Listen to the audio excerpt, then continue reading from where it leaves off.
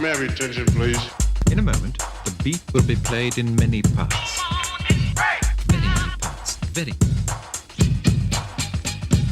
1, 2, 3.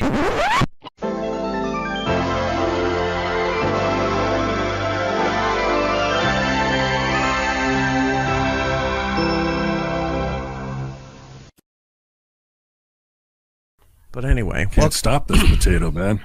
No, he's a good dude. He's everywhere. He's on everybody's I gotta show. say, I wasn't like when I first saw him, like when it first came out, I was like, what? I don't get this. And it didn't take long before I was like, oh, okay, I get it. Yeah. He's just doing commentary. Yeah. He's not looking to hurt anybody. Yeah, he's great. No. Welcome to the stream. And now for the hottest spud on YouTube. Cardiff Electric. Oh, hi. It's me, your pal Cardiff Electric. The real Cardiff Electric. Ooh, Cardiff! May I have your attention, please? Will the real Cardiff Electric please stand up? Potato soup, the most delicious podcast in the world today. Potato soup,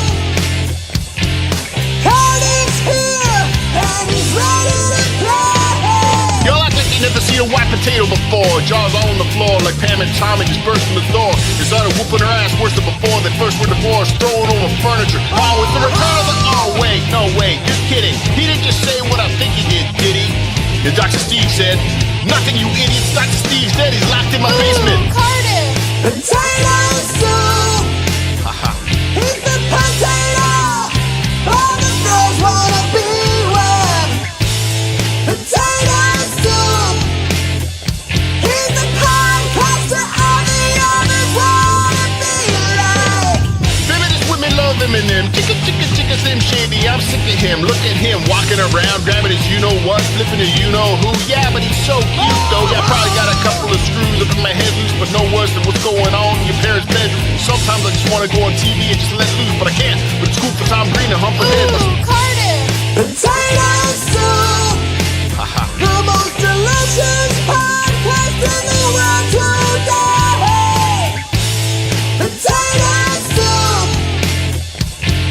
Cardiff's here and he's ready to play. Will Smith don't got a cuss on his raps to sell records. Well, I do, so fuck him and fuck you too. You think I give a damn about a Grammy? Half of you critics can't even stomach me, let alone stand me. But Slim, what if you win? Wouldn't it be weird? Why? So you guys can just lie to get me here, so you can sit me here next to Britney Spears, pushing Christina Aguilera, better switch me chairs. Ooh, Cardiff! Potato soup, the most delicious podcast in the world today. Patreon.com/Cardiff Electric. Potato soup, On YouTube, it's You'll Remember the 90s. Cardiff's here and he's ready to play. SubredditSurfing.com. Potato soup, Twitter.com/Cardiff Electric. potato, all the girls wanna be with. Subreddit Surfing on YouTube. Potato soup, Cardiff Electric on YouTube. he's the podcaster all the others wanna be like.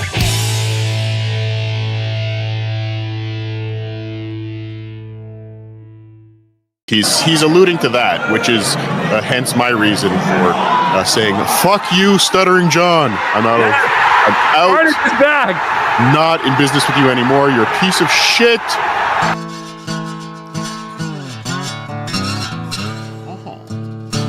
John's mind is like potato soup.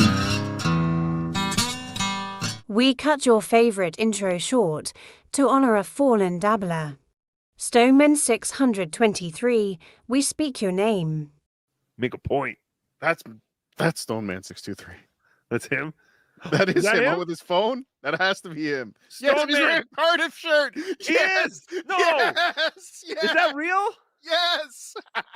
No way. Yes, he's wearing a Cardiff shirt. Yes. Oh, there he is. You guys see the Tony? There he is. Hi. Oh, this is amazing. That is This is amazing. amazing. I'm waving at you still. Get the fuck out of there, Stone Man. Get out of there. Fuck out of there. Run for your life. Holy shit. Run for your life, Stones Man. Oh, that was fantastic. Stone Man, email me. Oh I'll my send you some god. stickers or something. Okay. I don't have any Yes, shirts left, me but I'll send you too. some stickers. I'll find you a shirt. This may have been the greatest moment in Tookie Soup history. Oh, yeah. No, I think the guy now walking by with the shopping cart and all this other shit. Stone Man, you couldn't have done that on my show. Thank you, Stone Man. That was That was amazing. awesome. Wow, I really didn't expect that to really. Oh, hi. Guess who's back? Back again. No, not Shady, me. Let's do this.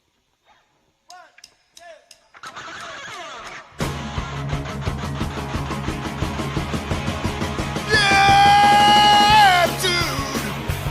Some fucking attitude. Can't believe what you said to me. You've got some attitude.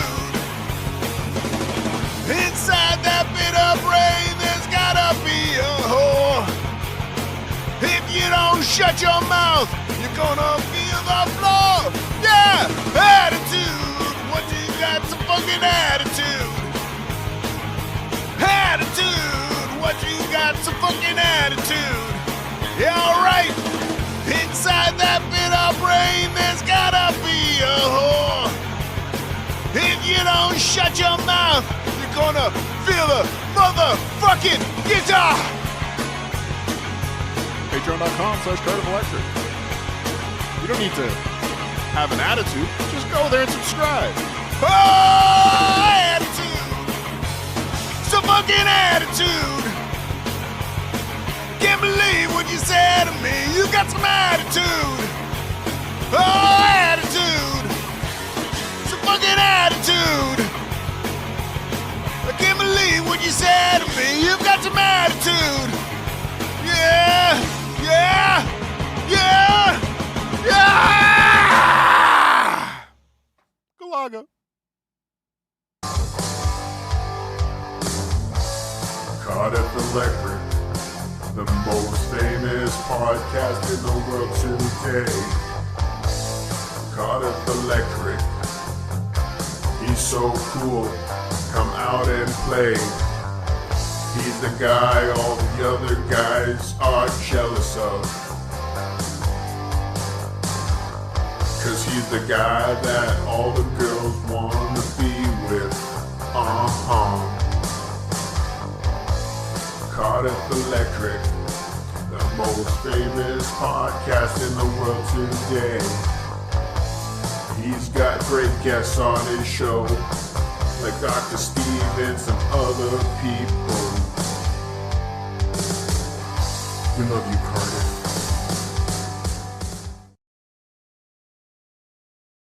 Good morning and welcome to BeCardiffin Live, episode 69-420, the most important Dabbleverse show today, on the internet today. Yes, the most important. Wait, what's my line? The most. Listen, I repeated that stupid line over and over again for years, and I can't remember it now. The most famous podcast on the internet today. Thank you. Good morning, JT. Good morning. Good morning. Not bad. It doesn't matter. I want to say, for those of you complaining about the intro, the more you complain, the longer it gets. If you just lay there and take it, it'll be over quickly. But you complain, and it gets longer and longer. And I'm a spiteful potato, JT. Spiteful. Good morning, everyone. No Tookie. Tookie is currently, I can't really say. On assignment. Yeah, on assignment because he's. Ladies and gentlemen, the Dabbleverse has gotten to him. I've been talking. Me and his mom have been talking for weeks. We found a facility that was willing to take him and all the puppets. Luckily, they are not charging per puppet. So it's like this facility has like a flat fee for all the puppets, right? So they'll take Tookie, they'll take Hacky, they'll take all the Lil MLC Lils. They're all there right now. They're going through some re-education. We'll call it re-education. Re-education. But the man has lost it, almost literally. We had to have him put away. It's a 48-day program. So look for Tookie back somewhere around the end of July. The end of July. Or maybe mid-July. Mid-July. We'll see Tookie back. But hopefully he's resting. Hopefully he's relaxing. Hopefully the electroshock therapy is working. And if not, we are prepared. We are prepared to go old school. And it is Florida. So they still lobotomize. So we can get him a lobotomy if we want. It's an option. It's an option. Luckily, Tookie's mom has given me a complete power of attorney. So I will be able to, maybe we'll make it a Patreon game. Maybe I'll put up a poll. Do we cut out a part of Tookie's brain or not? Ladies and gentlemen, you can vote on that poll, patreon.com/CardiffElectric. How's that for a perk? How's that for a perk of Patreon? You could choose if a man has part of his brain removed to make him feel better. Would you vote for that, JT? What are you voting for, JT? Yay or nay on the lobotomy? I gotta vote nay. I mean, we need Tookie around. We can't lose two. We lost too many already. Cannot add Tookie to that list. Who have we lost? You got me. What else you need? Remember OJ? Who? Exactly. Who? I don't want Tookie to be another OJ. Where is OJ? Fuck, I thought he'd be back by now. I thought he'd at least pop his head in by now and say, hey guys, I'm cool. I think I'll try one last ditch text to the OJ. And if not, I might be heading to Cleveland this summer, so maybe I'll try and find him. JT, if you can send me his exact address as it was sent to you when you went to pick him up, I'll go swing by and check in on our friend. Well, I remember the turn by turn. Okay, good. Not only can you go to patreon.com/CardiffElectric and support the show, you can go to supertip.gg/come when you can send a super tip to be part of the show. Like Hunter Duke. Amazing title, amazing topic. That Rocco guy needs some trash talking and abandoning his. Whoa.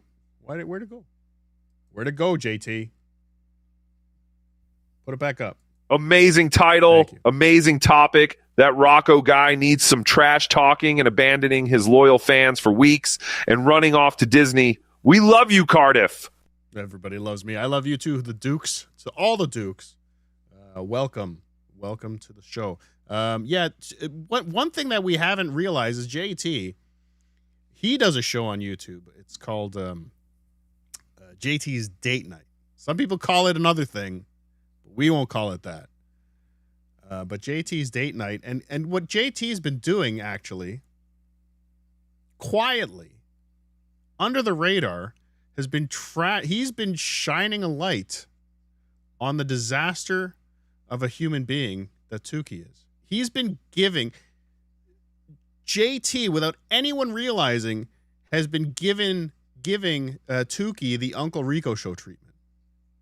So every Saturday night, you can go to JT's channel, at JT the Watcher, and you can watch JT just trashing our friend Tookie.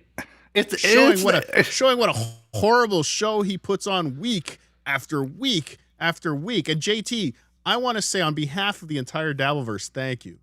Thank you for doing what needed to be done. So thank My you. pleasure. You're welcome. You're doing the Lord's work. The Lord's work. GT coming in with 5. A new show idea, Bits and Pieces of the Dabbleverse, Thursdays at 4 p.m., hosted by Cardiff and Vinny Paulino. Say no to Carl and H. Oh, GT hates all of my co-hosts. Again, I was a co-host. I was a co-host of Dabbleverse Live for the second time, JT.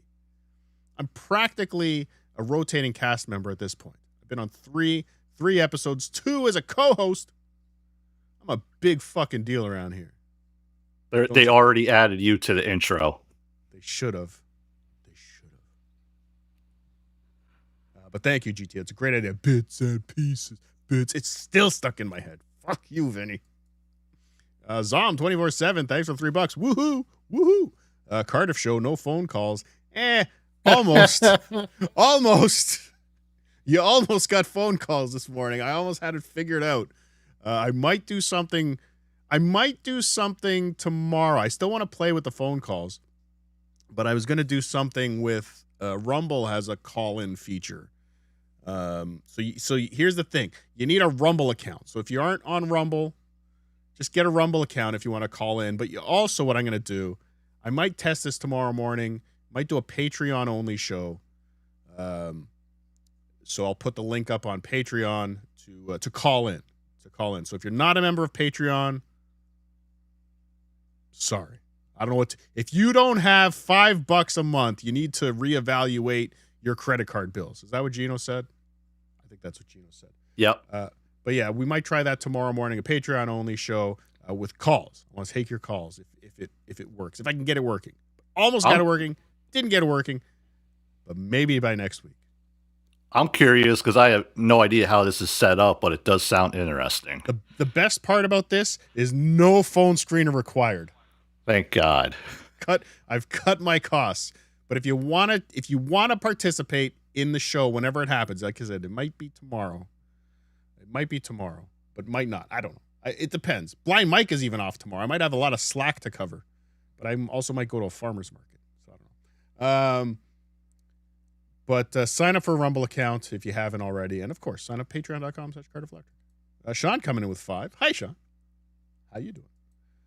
Tookie's unpaid staff. Thanks for the 5. Thank you. No, thank you. And Tookie's unpaid staff again with another 3. Welcome to Be-Tatering Live. Be-Tatering Live. Thank you. Chris Angler coming in. Were you a Byway or Bargain Herald's guy? Oh, the bane of my existence. The bane of my existence. The biggest insult, JT, the biggest insult you could be handed as a kid, for me, in my school, was, where'd you get those shoes? Byway? What are those, Sparks? So obviously I was a Byway guy. But when we had a little bit of extra scratch, we would trek on down to Bargain Herald's. And that's a fact, Jack. Thank you, Chris Angler. Sounds very Canadian. It does sound very Canadian.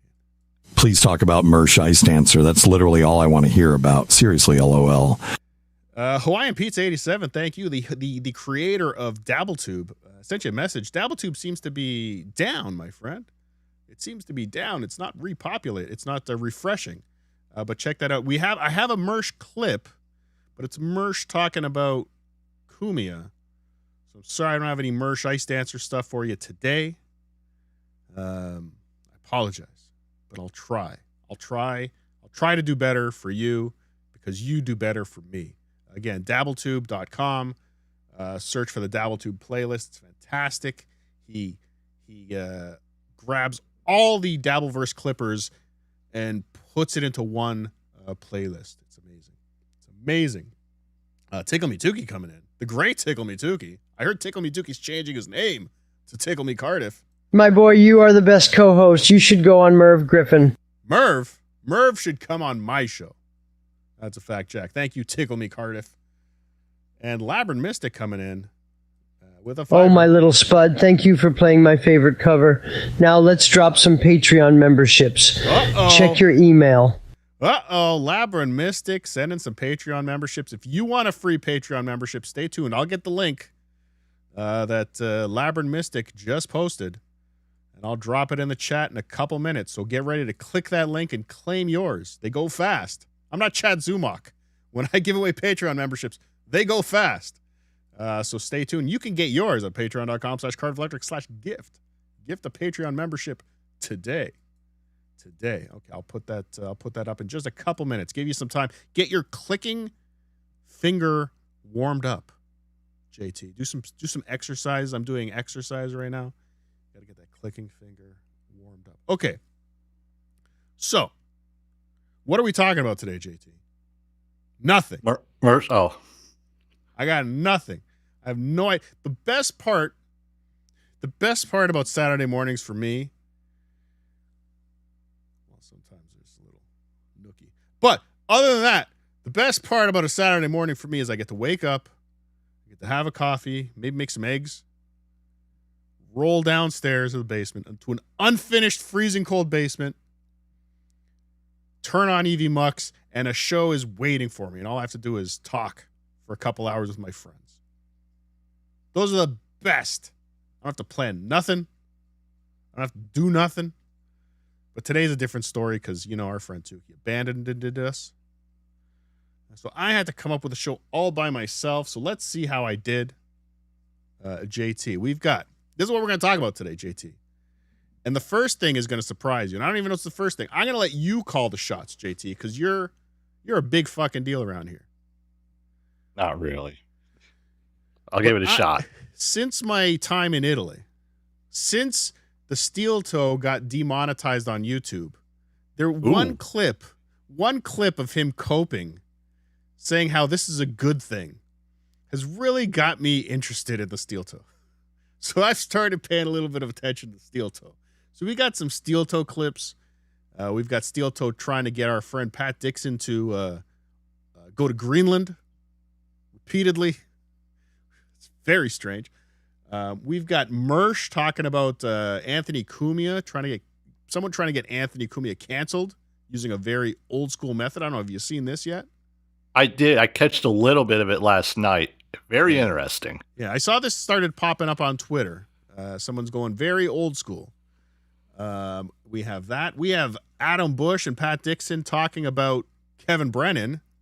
And then just in the nick of time, Misery Loves Clips came in with the clip I was looking for, where Kevin Brennan is refuting all the claims that Adam Bush. Kevin Brennan comes on his show. Yes, he starts the show, and I wish I could have recorded it. Starts the show screaming about how Adam Bush got everything wrong.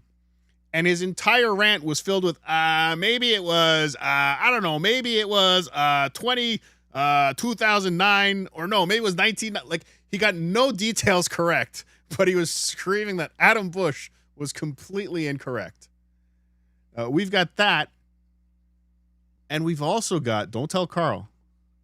Can you keep a secret? Oh, I could keep anything from Carl. That's true. We got Opie. We got Opie begging for money to fix his teeth. Oh, I'll send Emily the link right now. Please, send Emily the link. We need Emily. Opie's got a toothache, and he needs us to PayPal him to pay for that tooth. All while sitting in front of his $5 million view in front of the Atlantic Ocean. He's on the ocean, right? Yeah, the Long Island Sound, I believe, sir. Okay, so is that the ocean or is that like a bay with it? Like, is that like, or is he like? This is odd because I can't remember if he's on the north side or the south side. Oh, okay, so he could be in like a whatever. Okay. Anyway, his land is very close to the ocean. Okay, he's got a multi-million-dollar view, and he is begging for money to get his tooth fixed. I just came back from Italy. I am broke. I have zero money. You hear me begging for? Oh wait, yes, I'm in an unfinished basement. Okay, unfinished basement. Okay, ladies and gentlemen. So JT, I've given you all of your options. What do you choose? Oh, super tips. Yo. What's the deal with the beef tips guy trashing the bacon bits? Is there drama among the Shuleites? Oh, no. There's always drama among the Shuleites. That's a fact, Jack. But beef tips and bacon bits should not be fighting. They should be working together because that sounds delicious. That's a fact, Jack. Tookie's unpaid staff. Were you a Zellers man or more Walmart? Well, I was a Wilco guy, if you really want to know. But Zellers always holds a special place in my heart. That's a fact, Jack. Why aren't you telling the truth about Rocco and the neighbor's dog? I should be telling the truth. I really should. JT, I'll leave that for you on your show tonight at JT the Watcher on YouTube. Is that correct? Yes. Please tell the truth about Rocco and the neighbor's dog. Thank you. Thank you. Scab Sandwich. Ew. That's literally the most disgusting name I've ever heard in my life. Scab Sandwich. Mint Diggity, the great Mint Diggity, coming in with a $5. Aren't you worried for Rocco? Is he ever attends an event in Cleveland? OJ was like a tough dude, and I can imagine him murdering Rocco for disrespect to him. That's possible. This beef could go pretty deep. There could be violence. Kmart or Zare. Also, how many Negronis will it take for you to wear a robe again? Me? I'll never wear a robe. I'm a Kmart guy. We never had Kmart here. Or did we? I think we had Kmart here. I don't know. I've been to a Kmart. I'm a man of means. Okay? I've been to a Kmart. And Tookie's unpaid staff coming with $5. What are your thoughts on people listening to you while pooping? Oh, no. No. I have difficulty. Listen, JT, I don't know if you want to know this, but I have difficulty. I have difficulty shitting. I have two things that are hard for me to shit. Public bathrooms are one thing, but I almost need the bathroom to myself. Right? Like, I don't want, if it's like, if I'm at a Jays game and it's 7 shitter, actually, I don't think I've ever shit at a Jays game. Let's be honest. But if it's a big public bathroom and there's people like on either side of me, if I can hear them shitting, I know they can hear me shitting. I can't do it. But I also have trouble in a public bathroom. This one's weird. I guess it's not weird. If I see the person, I understand. Look, I know when you go to a public bathroom to shit, right? I know that somebody has shit there just before me. I understand. I don't want to see their face. You know what I'm saying? Like, if I see them coming out of the stall, I'm like, no, it's okay. Especially if you know they're you know what. You know what I'm saying, JT, right? You got to do what OG did. Make a little nest pile on top of the seat, and you'll be all right. Giant nest. That was strange. Because I think he was okay. Let's move on. In that toilet. But speaking of shitting in that house, whoo. But yeah, I cannot. If someone's listening, if someone's hearing, I need privacy. Lots of privacy. I'll play music. Thank you, Tookie's unpaid staff. Okay, JT, you've had enough time now. What are we doing first? You know, because we were looking for it just prior to the show. I got to watch the Kevin Brennan stuff. Okay, perfect. And now that we have the Kevin Brennan clip, I don't even think we need the Adam Bush, Pat Dixon clip. I mean, I have it. Misery Loves Clips clip that. That's what got Kevin all upset. That's what got Kevin all worked up. But I only pulled that Adam Bush just tells a story. Adam Bush just sits there with Pat Dixon and his homosexual mustache. You heard me, Adam Bush. You heard me. He's just sitting there talking, telling this story about how he did a table read with Kevin Brennan and talked through the story. But Kevin is enraged by this and comes on to tell us all the things that Adam Bush got wrong with encyclopedia-like precision. Encyclopedia-like precision. I don't know who made this clip, JT. I think it might be Misery Loves Clips. I'm not sure.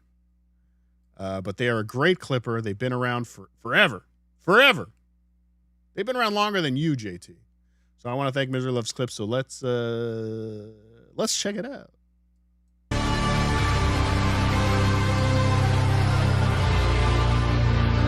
Oh, yeah, hold on. I got to get to this one first. Yo, are we still sending dick pics to Rocco? Yes, Turbo7049. TookieSoup@gmail.com. Dick pics. He needs those. That's going to help him through his recovery. What's happening? So I saw Adam Bush. So Adam Bush apparently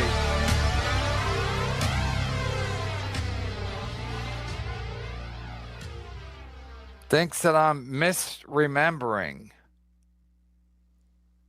what happened in my sitcom days. He thinks I'm misremembering. So really, he doesn't know what he's talking about. And So what happened was, Now what? Now prepare yourselves, ladies and gentlemen, for this laser focused reenactment of Kevin Brennan and his picture perfect telling of all the events. it's pretty simple, but he got confused with the time. So in he got confused with the time. He can't fuck up quick enough.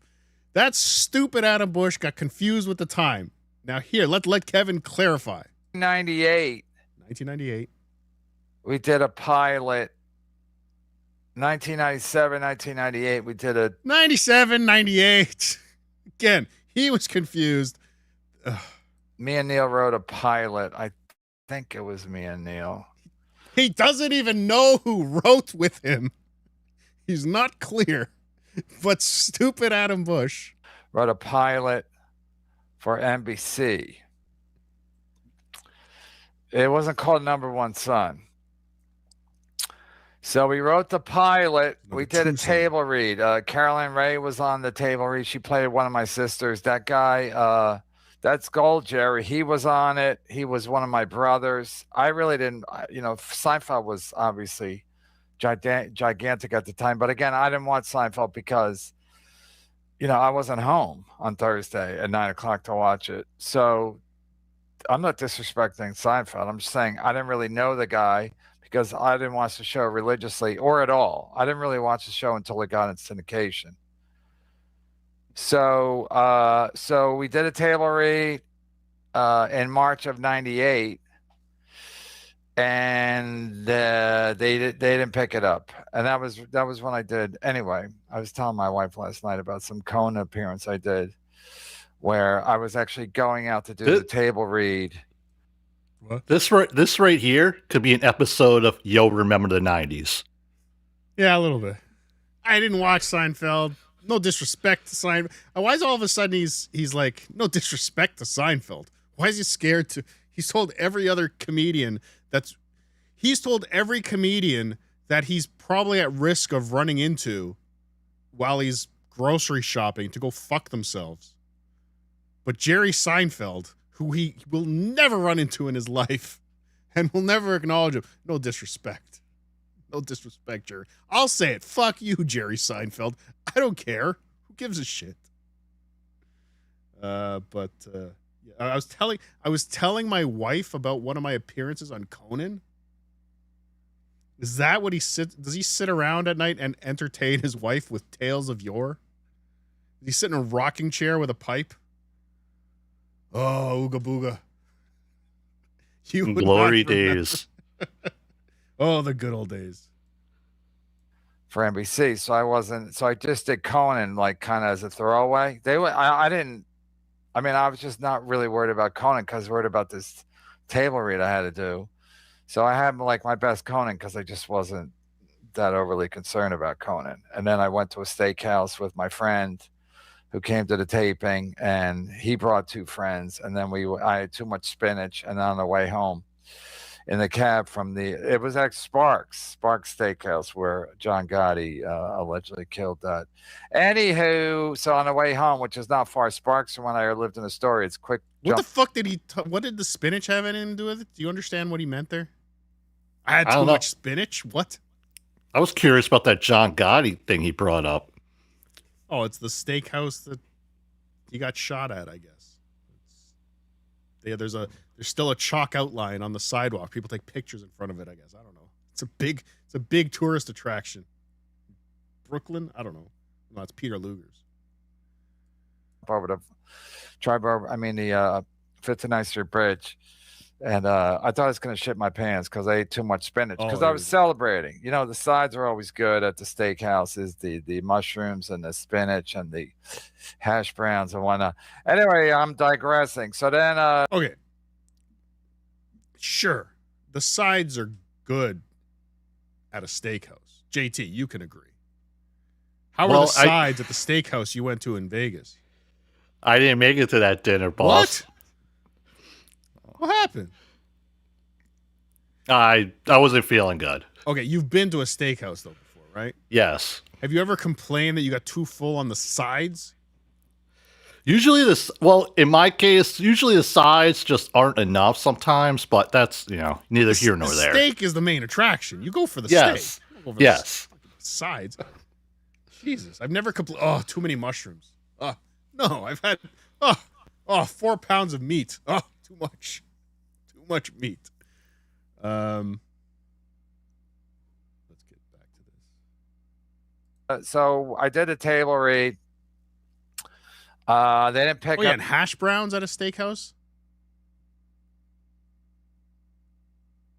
Is that something I'm not aware of? I've never seen hash browns at a steakhouse.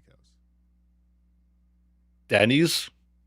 Yeah, I mean, you've had hash browns at breakfast. Yeah, you never know. I guess the fried potatoes, is that hash brown? Whatever. Up. But then UPN was a thing then, and UPN was trying to do pilots, especially like family-oriented pilots. So then, you got it all. So on UPN kind of bought it from. So hash browns are very popular at steakhouses. Is this? I've never. Okay, I'll believe you, DV1267. You've never lied to me before. NBC, which was good because then I got paid again. So, and then HBO, I think, was going to be the, I forget what it was called, HBO something. It's HBO something. As you can see, he's providing us very clear details. HBO, but it was in the HBO office buildings in Century City. And we did have, I'm a little foggy about because I remember we did another table read for Dean Valentine. I think his name's Dean Valentine. So I think what happened was we did a table read.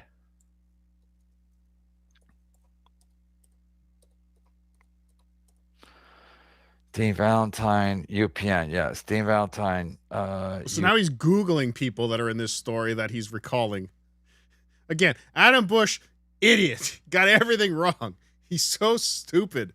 But he is Googling facts of his own story right now, live. UPN. Dean Valentine. Anyway, he's mentioned the history of UPN. I'm not going to read the whole thing. Anyway, so UPN was interested. And then, so we got more money, which was good. We didn't get, so then, but then we had to cast people because I remember we got Ray Romano's mom, Doris Roberts. She played my mom or something. And then we got this comic, Warren Thomas, who was a well-known comic at the time. He's dead now. So I remember we all had to do a table read at HBO Century City. So Adam Bush was telling the story about how I don't remember him being a number one son because he wasn't. He 100% wasn't. And he was telling a story after we did the table read at Century City. I distinctly remember doing a table read for Dean Valentine, not at HBO, but I remember I was staying at a hotel. I distinctly remember doing a table read. I distinctly remember doing a table read, but I don't remember where. I just remember where it wasn't. JT, I gotta say something. I distinctly remember staying at a hotel that wasn't the Four Seasons. Distinctly. Me too. You can't have a distinct memory and you have zero details except I know where it wasn't. The only thing I know about that table read is where it wasn't. It wasn't at HBO. Can't tell you where. Near Century City, right up the street on Pico. And then I basically walked or something. I think I walked to Are these the directions OJ gave you to pick him up? Pretty close. Yeah. Walk from Century City, make a left, turn down the left. HBO just to get some exercise with a table read or whatever. And I was late. And everybody was mad at the table read at Century City. But Dean Valentine wasn't at that one. So I think we were practicing. We were just, I think what we did was we hired different people to do a table read to get so HBO could get a feeling for any strengths or weaknesses. And then I think later on we did a smaller table read for Dean Valentine and somebody else at UPN. And I think that was at UPN. But that was a little, but I remember my manager, Abby Leviton, the table read with Dean Valentine didn't go good. So I told my manager, Abby Leviton, I was getting on a plane back to New York after the table read. And I told my manager, I said, I don't want to hear some long-winded, they really like you. At that point, I was like, whatever with the table reads. I mean, I want to get the money, but whatever.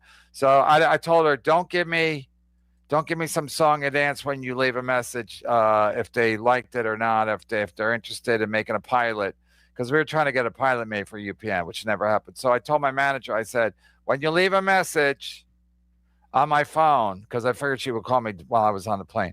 I said, well, if you leave a message, don't say anything. I said, if it's picked up, say number 1. And if it's not picked up, say number 2.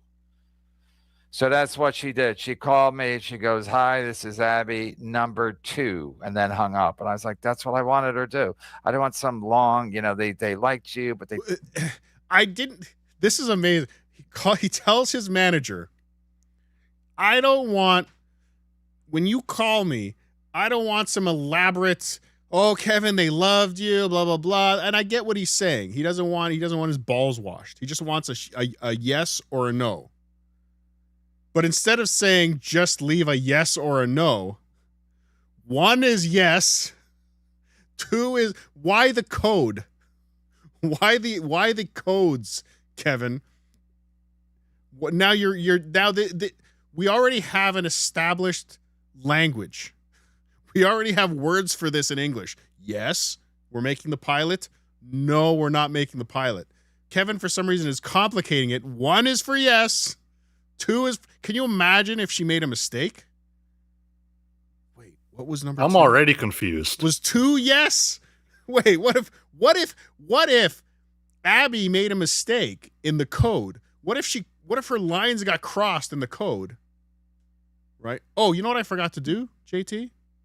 I forgot to give away 5 Patreon memberships, thanks to Dang Lizard. So let's do that now.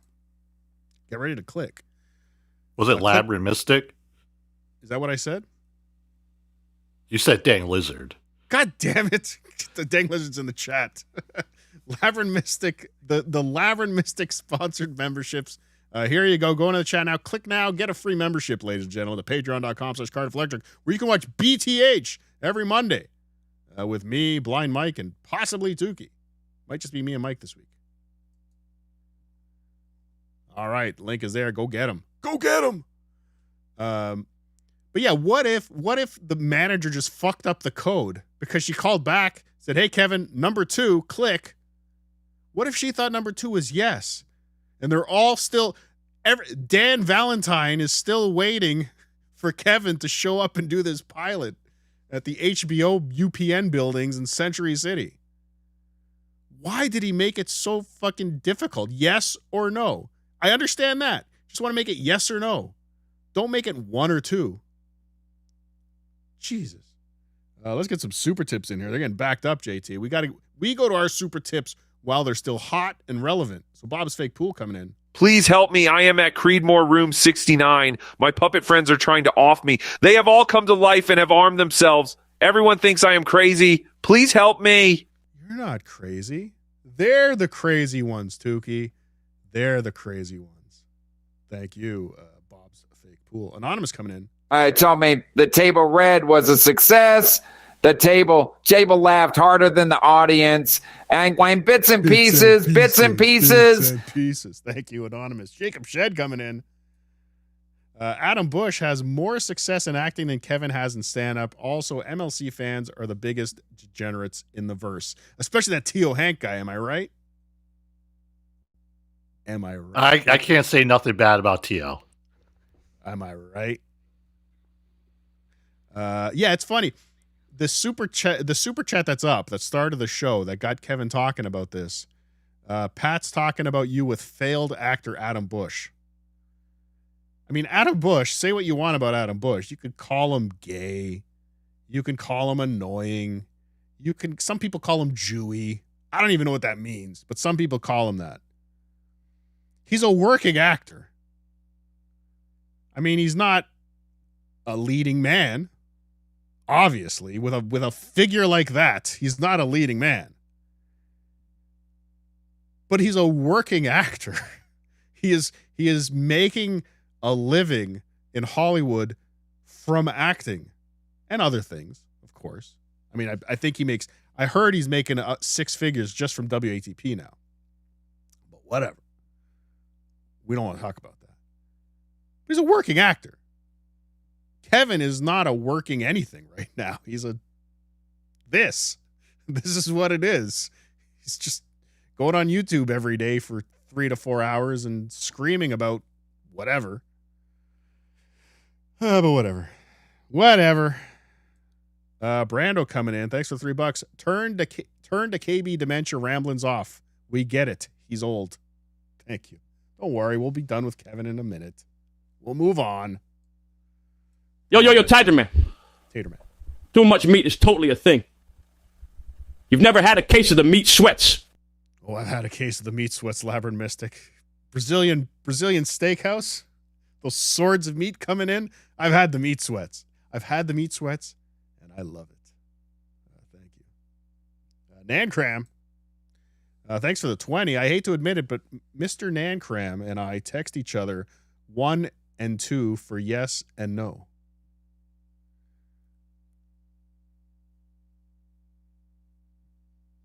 It's too much. Wait. Nancram's gay? I didn't know Nancram was a woman. When that happened? Or Nancram's gay, I guess. 2 gay, I guess. Mr. and Mr.? Is that how it works? Is that how it works, JT? What do you call your boyfriend? I'm not falling for this bit. Mr. and Mr.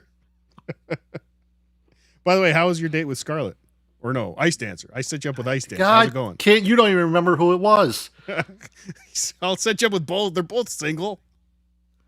Both be happy to have a wonderful man like you. Thank you, Nan Cram. Tickle me, Tookie. I like my super tips how I like my shits. Hot and steamy. That's a fact, Jack. And Jacob Shed coming in. You get more live viewers on a Saturday morning than Kevin does any day of the week. That's a fact. Jack, what do we got here? 681 with Rumble, Kick, PayPal, YouTube, Twitch. All the places. Actually, 1 person watching on Twitch. 0 on Kick. That's a fact, Jack. I don't know why I keep doing it. Thank you, Jacob Shed, for the $5. All right, let's get back to Dum Dum. Think it's not, blah, blah, blah. So anyway, the point is we did do a table read at HBO Studios because I remember I was late and I was the quote unquote star, but I wasn't. Doris Roberts was there, so they were all mad I was late, and she had every right to be mad at me. So she didn't really say anything, but I think maybe Neil was there, and then Neil was like, "Yeah, people were not happy." It's a little. I mean, we're talking about 1998, so we're talking 30 years ago. But I specifically remember being late. Doris Roberts, Warren Thomas. And I don't know, but I think that's what Adam Bush is talking about. But that was not number one son. Number one son was 2004, 2005. We were never in an elevator because it was all, at that point, HBO had mostly relocated to Santa Monica. So everything was in Santa Monica. No elevator in Santa Every Monica. meeting I had at that point was Santa Monica. We never were in Century City because even I thought it was great because Century City was kind of a pain in the ass to get to. So he doesn't know what he's talking about. So he was saying, I was watching their whatever podcast entertainment. Why the air quotes? I was watching the whatever podcast entertainment that Pat and Adam Bush were putting on. What's this? What do we call this? What do we call any of this? Don't put air quotes around it. You're watching the show. Move on. They were saying something. Of course, Pat Dixon was making up some story about how I wanted to see Venmos. No, I want to hear if Adam Bush gets paid to do Who Are These Podcasts. And he said he didn't. So, of course, he's a fucking loser. Of course, he's a loser. So I don't need anything else. I don't give a fuck. Of course, he's not working as an actor. He's done. Actors are done. AI is going to take over. And even if they don't take over, Adam Bush is done. He was basically a kid actor. He's done. He's done like Stuttering John's done. They're done. Again, I like Adam. He's a nice guy. Again, say all you things you want about him. But you can't say he's not worked consistent. Do I have to pull up his IMDb? Like, he's literally worked very consistently. I'm doing it, JT. I got to defend. I got a bootlick for Adam Bush. Hold on. Let's see this. Adam Bush. I know he recently does like music stuff too, Bush. like produce. I think like an album of Nine Inch Nail covers recently. Like, I know how much work he does, because every time I see him show up in something, I annoyingly send him a picture of my television on Instagram. I'm like, hey, look, it's you and the Rookie. Hey, look, it's you here. Okay, hold on. Let's pull this up. Let's pull this up here. Again, I'm not even talking about Buffy. I could give a fuck about Buffy. But just acting. 2026, The Red Weather. Ali Gort's Sugar Rag, a short film. Menorah in the Middle, of course. Typecast. Allegoria. 2022, two roles. 2021, 3 roles. Chicago PD being one of them. The Rookie, 2019. Proven Innocent, 2019. Altered Carbon, 2018. Rebel in the Rye. I don't know what that is. Dave Made a Maze was a great movie. Everybody should check that out. But again, none of these are. He was in Empire, 2 episodes. None of these are major roles. I'll give him that. Other than Buffy, sure. Grey's Anatomy, the man was in. But he's worked. This is what an actor is, ladies and gentlemen. This is what an actor is. Not everyone can be Brad Pitt or Tom Cruise. Like you, JT. Thank you. Like you. But he's actually slogging out a living as an actor. Is he going to be a huge movie star? No. Again, too Jewy. He said this. But he is going to be a character actor. He will be old man number 6, I'm sure, in 30, 40 years. 20 years. Never mind. Who am I kidding? 20 years he'll be old man number 6 in Godfather 5, whatever movie it is. To say he's not an actor, to say he's failed, to say what is just bullshit. He's working, and he's working hard, but good for him. Too Jewy, though. They're done. They used to work. They don't work anymore. So Adam Bush was saying that in the elevator down, and we absolutely did take an elevator up to do the table read where Doris Roberts was there and Warren Thomas. And again, I don't remember all the other particulars, but I do remember I was late. They were mad.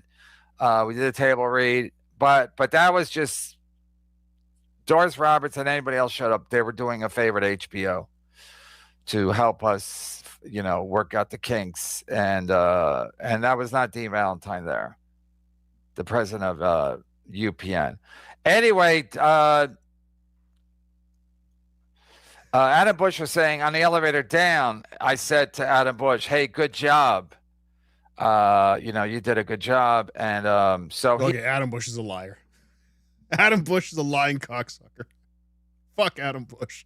He lied. All bullshit. There's no way Kevin said good job. He's a liar. He was saying that I was never on an elevator, and I wasn't. For Number One Son, I never got an elevator. It was 2004, 2005, 2006. I was never on an elevator for Number One Son. I might have been on an elevator with Adam Bush, but it was not Number One Son. I think it was just called the Brennan Pilot or something like that. It was 100%, 1,000,000% not Number One Son. When Adam Bush might have been at the table read. He might have been. I don't really know what was happening. Stu Smiley was not involved. It was somebody else at HBO. And again, it was HBO's arm of HBO where they were developing. Yeah, it's true. David R. Fuller, it's right. Elevators weren't invented yet. Impossible. They hadn't made. There was the first elevator west of St. Louis was built in 2009. It took so long to get elevators to the West Coast. Sitcoms and stuff after the success of Romano's show, and so I guess these people that came in, Doris Robinson, Warren Thomas, those are the two people I remember. I actually had to look up Warren Thomas on Google because I couldn't remember his name. I know he's dead. I know he died in 2005, but he's a very well-known comic, San Francisco, LA comic. So Adam Bush might have been on the table read, and I might have said, "Hey, good job. You did great," or whatever. That's usually what you say, especially if people are doing you a favor. But it was not Number One Son.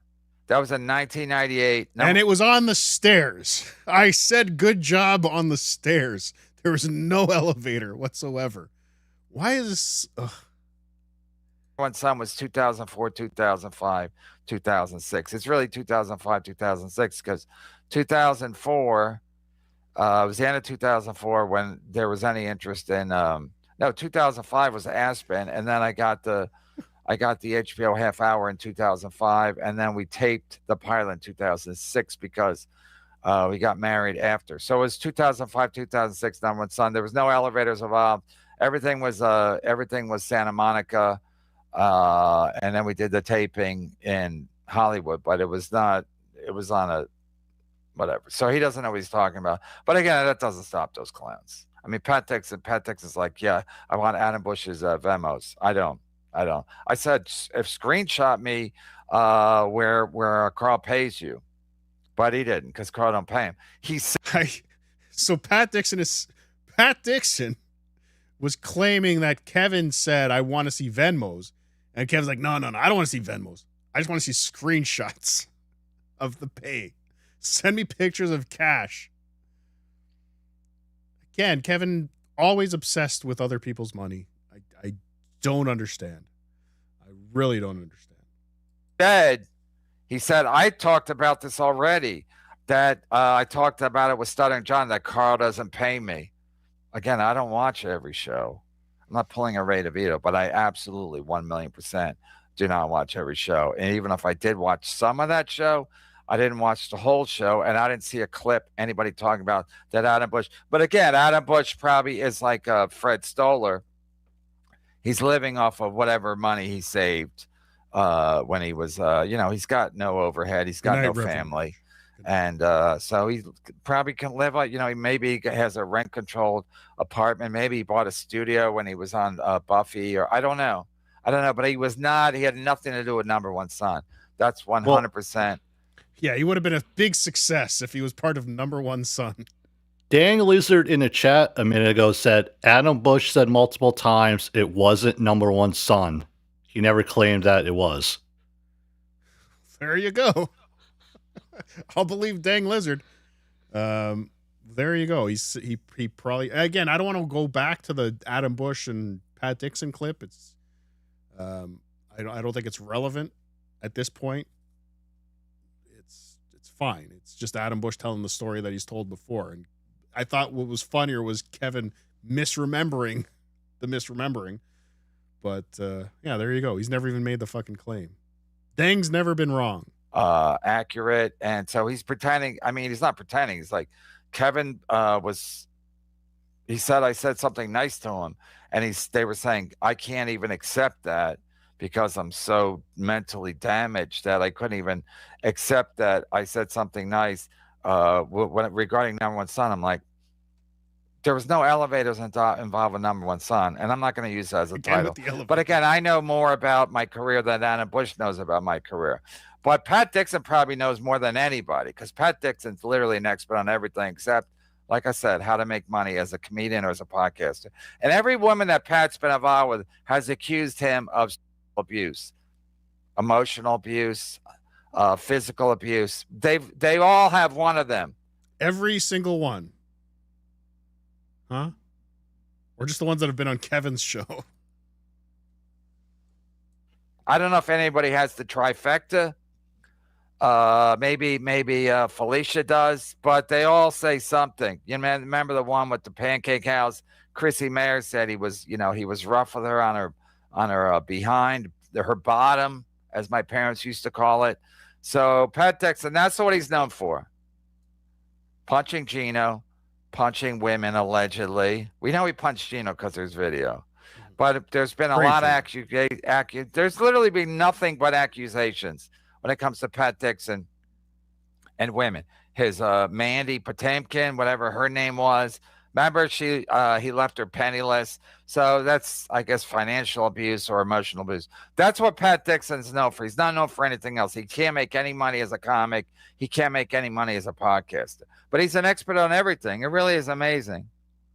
It really is amazing that he just goes on and on and on about what an expert he is. Shout out to Tigger and Teamster Tim. Didn't Pat Dixon, again, I don't know a lot of Pat Dixon history. Didn't he perform in like giant theaters with like those redneck comedy guys? Possibly. Like, I also don't know a lot about like Pat Dixon's history and stuff like that, but like I'm pretty sure he opened for like Ron White and Jeff Fox, like all those the redneck comedy tour guys. Pretty sure he did some pretty big shows over the years. I think he's made some money in stand-up. Today, okay, sure, he might be scraping the bottom of the barrel comedically, but he's a great piano player. That's a fact, Jack. he has opened for Ron White, last Dabbler standing. So there you go, Ron White. Okay. Not the Foxworthy, not the you might be a redneck if, not Larry the Cable Guy. No, Ron White was the better one, I think. Yeah, he's the one that talks like this, right? Yeah. Okay. Tater salad. Fuck him. Tater salad. He hooked me up on the old Zelle. Was it Zelle? Yeah, I think so. I mean, just watching guys who don't know what they're talking about just go on. It's like Ray DeVito. Everybody has a little Ray DeVito in him, I guess. Because Pat Dixon, he's just like, yeah. And then Kevin said he needs to see your pay stubs. I don't give a fuck. I just want to see. I just want to ask him if he paid. If Carl paid him. I don't give a fuck, but I want to know if Carl pays him. That's not the definition of I don't give a fuck. And of course, Carl doesn't. And how's Tookie? Tookie, you okay? Let me know. Text me because they're not going live today. And then Tookie didn't do a show on Tuesday or Saturday. I mean, I'm not worried, but are all his pals worried? No. Are all the pals worried? What happened? What's happening? Hey, I get to collect super tips on a Saturday morning for once. Good. Get out of here, Tookie. What's happening? What's happening, Tookie? What's happening? 13 days ago, Tookie's last show. So is he going to do a show tomorrow? I wonder. And of course, Melton, don't they usually go live today at 4? To stick it to me? Hasn't it been like a month or two since they've done This Little Piggy? Yeah, Melton was on late last night, and he did cover a lot of Aaron stuff, kind of like a little This Little Piggy show on his own channel late. It was late. So Melton put this up. Let me take this down. Sorry, Anthony Cumia. Melton put this up. Carmack fucked up. It's hot girl summer out there. So I guess Melton doesn't like Felicia's neck. Oh, boy. Oh, wow. That doesn't help. But at least she can do. It doesn't help when your biggest supporter is saying, ugh. Two shows, right? Am I missing something? There's two pictures. This one. Oh, they're just so close in shot.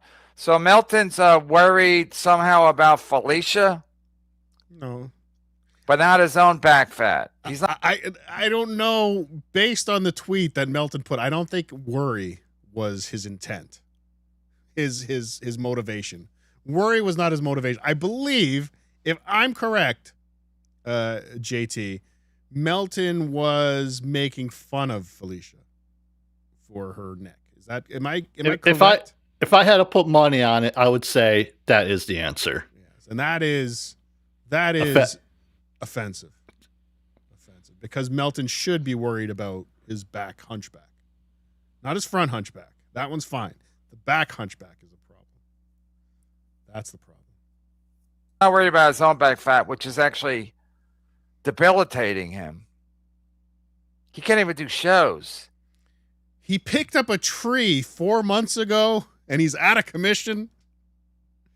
Man, what kind of tree was it? But he's worried about Gillies. Not worried. Not worried at all. Neck fat, allegedly. But he can't do shows, and neither can Tookie. Nope. But they're all winning. They are all winning. Thank you, Misery Loves Clips, for that. That was fantastic. Was it a lemon tree? Was he having a lemon party? Thank you, BYB. There's rumors, JT, that I'll be on the BYB podcast on Wednesday. Nasty, nasty rumors. Don't listen to them. Supertip.gg/come. That's the place to be right now. Like Preacher Bill. When you are in public restroom, you have to synchronize a toilet flush with your pooping to mask the sound. Obviously. Oh, yeah, we've all done that. Of course, but how they fuck you now is those stupid auto flush toilets. Oh, yes. And if you can't, especially if there's no button within reach, and you don't want to be touching the button too much, and you got to like stand up and pretend to leave, and while the shit's coming, it's impossible. It's impossible. Or you try to put your hand over the sensor, thinking that would work a little. Dame Taft Movie Show, thanks for the $5. Adam Bush is the eye candy that lures women to the Dabbleverse. Hi, Potato and JT, and everyone watching at home, using all my letters, almost done. Thank you for getting every penny out of your $5, Dame Taft. I respect that.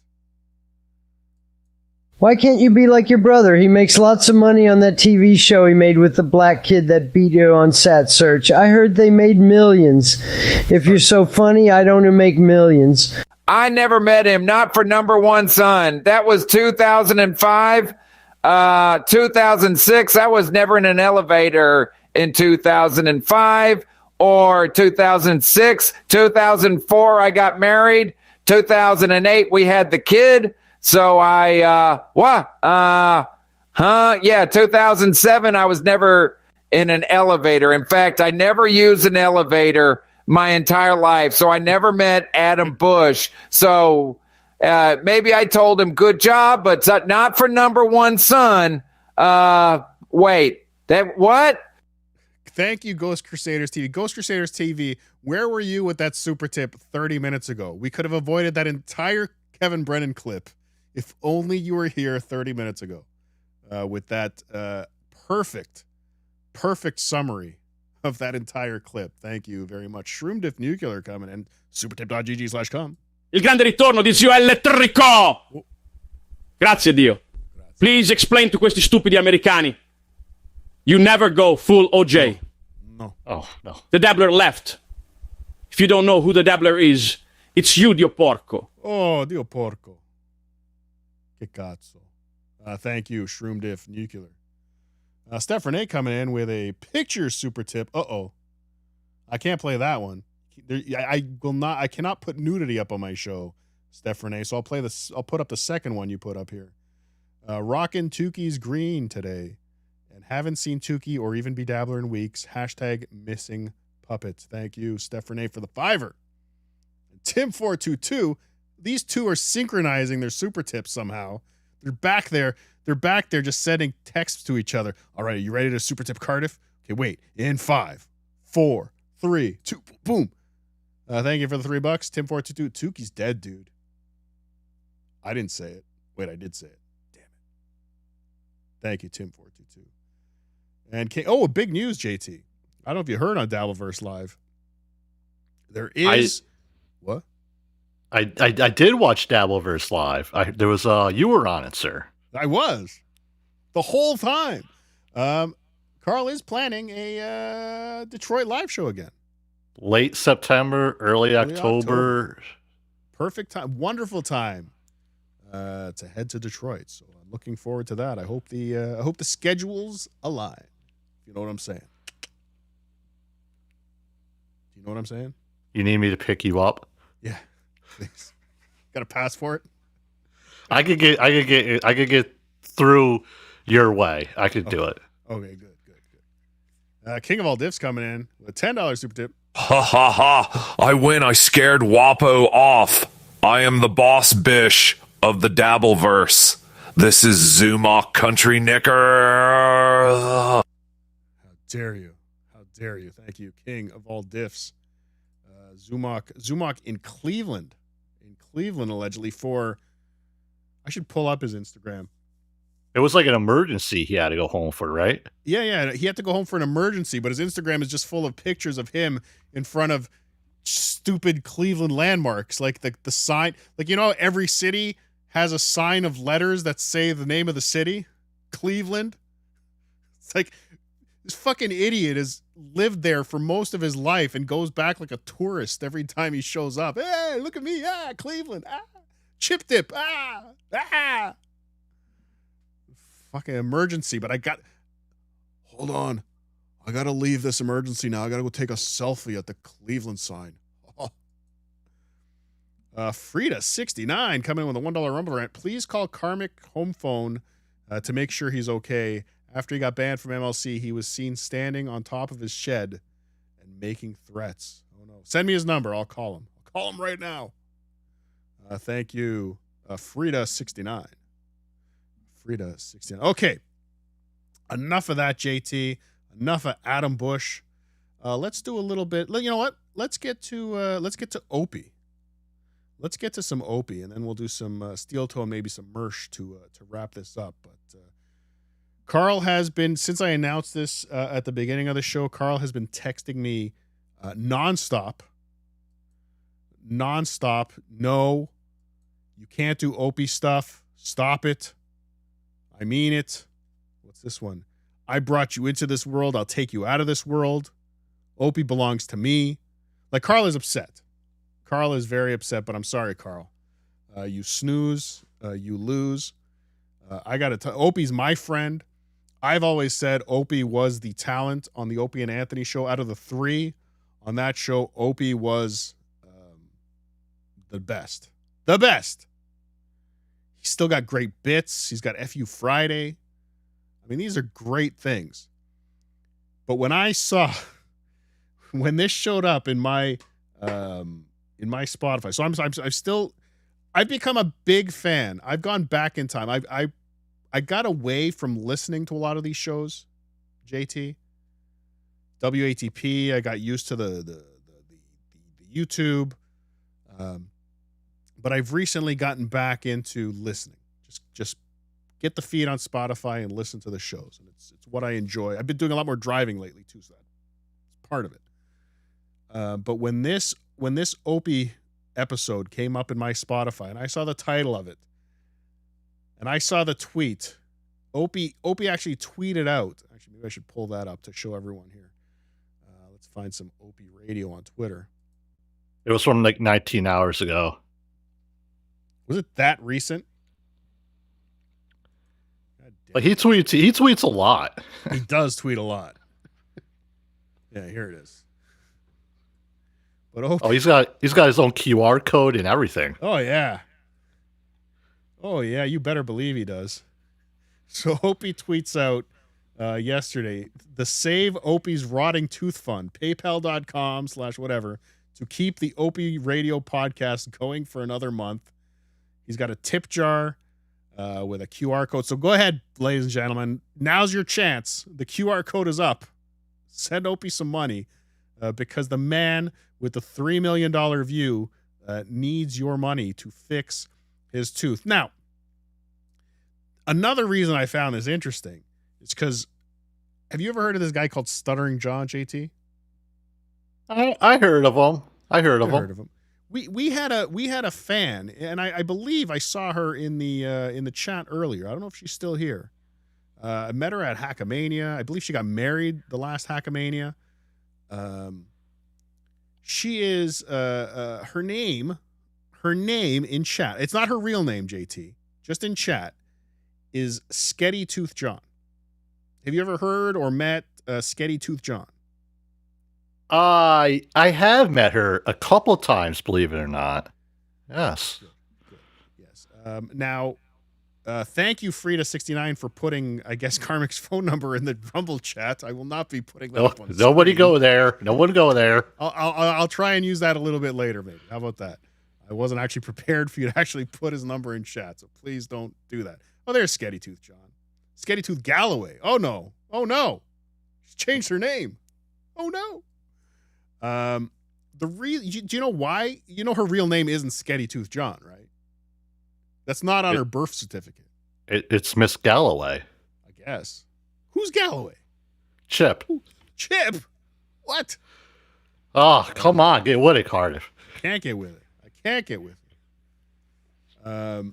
But her name is Sketty Tooth John because Stuttering John broke a tooth eating spaghetti. JT. Eating spaghetti. Now, I don't know if you know this, JT. I just came back from Italy. No way. Yeah. A couple weeks now I've been back. I've readjusted to North American culture and lifestyle. You reaccumulated to this side of the hemisphere? Yes, I reaccumulated. I did reaccumulate. Accumate or whatever. Acclimate is the word I believe you're looking for. I know. I fuck up words a lot. You do. It's fine. We love you for it. But they make spaghetti. Traditionally, you make spaghetti what they call al dente. Al dente. Al dente, exactly. Where it means you just undercook it a little bit. So it's a little tougher. It's not soft and soggy. Over here on this side of the world, we make it soft and soggy. So spaghetti, even al dente, is still soft enough that I would assume it wouldn't break your tooth.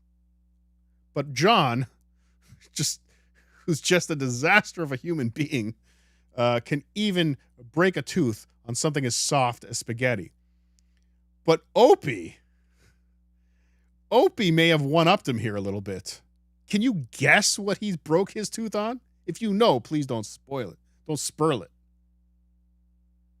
I know he likes ice cream, so I'm like, there's no way can it be ice cream. It's pretty close. You gotta be shitting me. Close to ice cream. It's not far off from ice cream. Snow cone? Chad Buzmak, even raw spaghetti should not break a tooth. I'll give him that. But let's let Opie. So he starts off. He's talking to Ron the waiter. He starts pointing at that QR code already. Give me money. Give me money. Of course I do that. What are you doing with your finger? I'm pointing to my. I'm pointing to my PayPal. It's the show PayPal. Relax. If you guys give me some PayPal money, it certainly goes to Ronnie Babes. But right now, my PayPal account is set up to help me. I'm calling it the Save Opie's Rotting Tooth Fund. It goes for a good cause. You can literally save one of my toofuses. Because I went to the dentist because, the toothache never went away, Ron. I got an update on the toothache. Well, yeah, it's not going to go away. What do you mean? It started going away. I was chewing that gum. I don't know what's in your gum in Boston, but it cracked my tooth really bad. Chewing gum, JT. Bazooka Joe? Maybe Opie bought a pack of 1989 Donruss baseball cards tried to see if he could find a Bo Jackson rookie card, maybe. He decided to chew the gum, but even that should not be breaking a tooth. Should not be breaking a tooth. But he's blaming it on the hard Boston gum. That hard Boston gum that we all know. Donruss didn't have gum? Damn it. Oh, yeah, it didn't. Being a Tops or Fleer, Upper Deck. Upper Deck definitely didn't have gum. They had holograms. I chewed the holograms. Every time I opened an Upper Deck, I'd chew the hologram.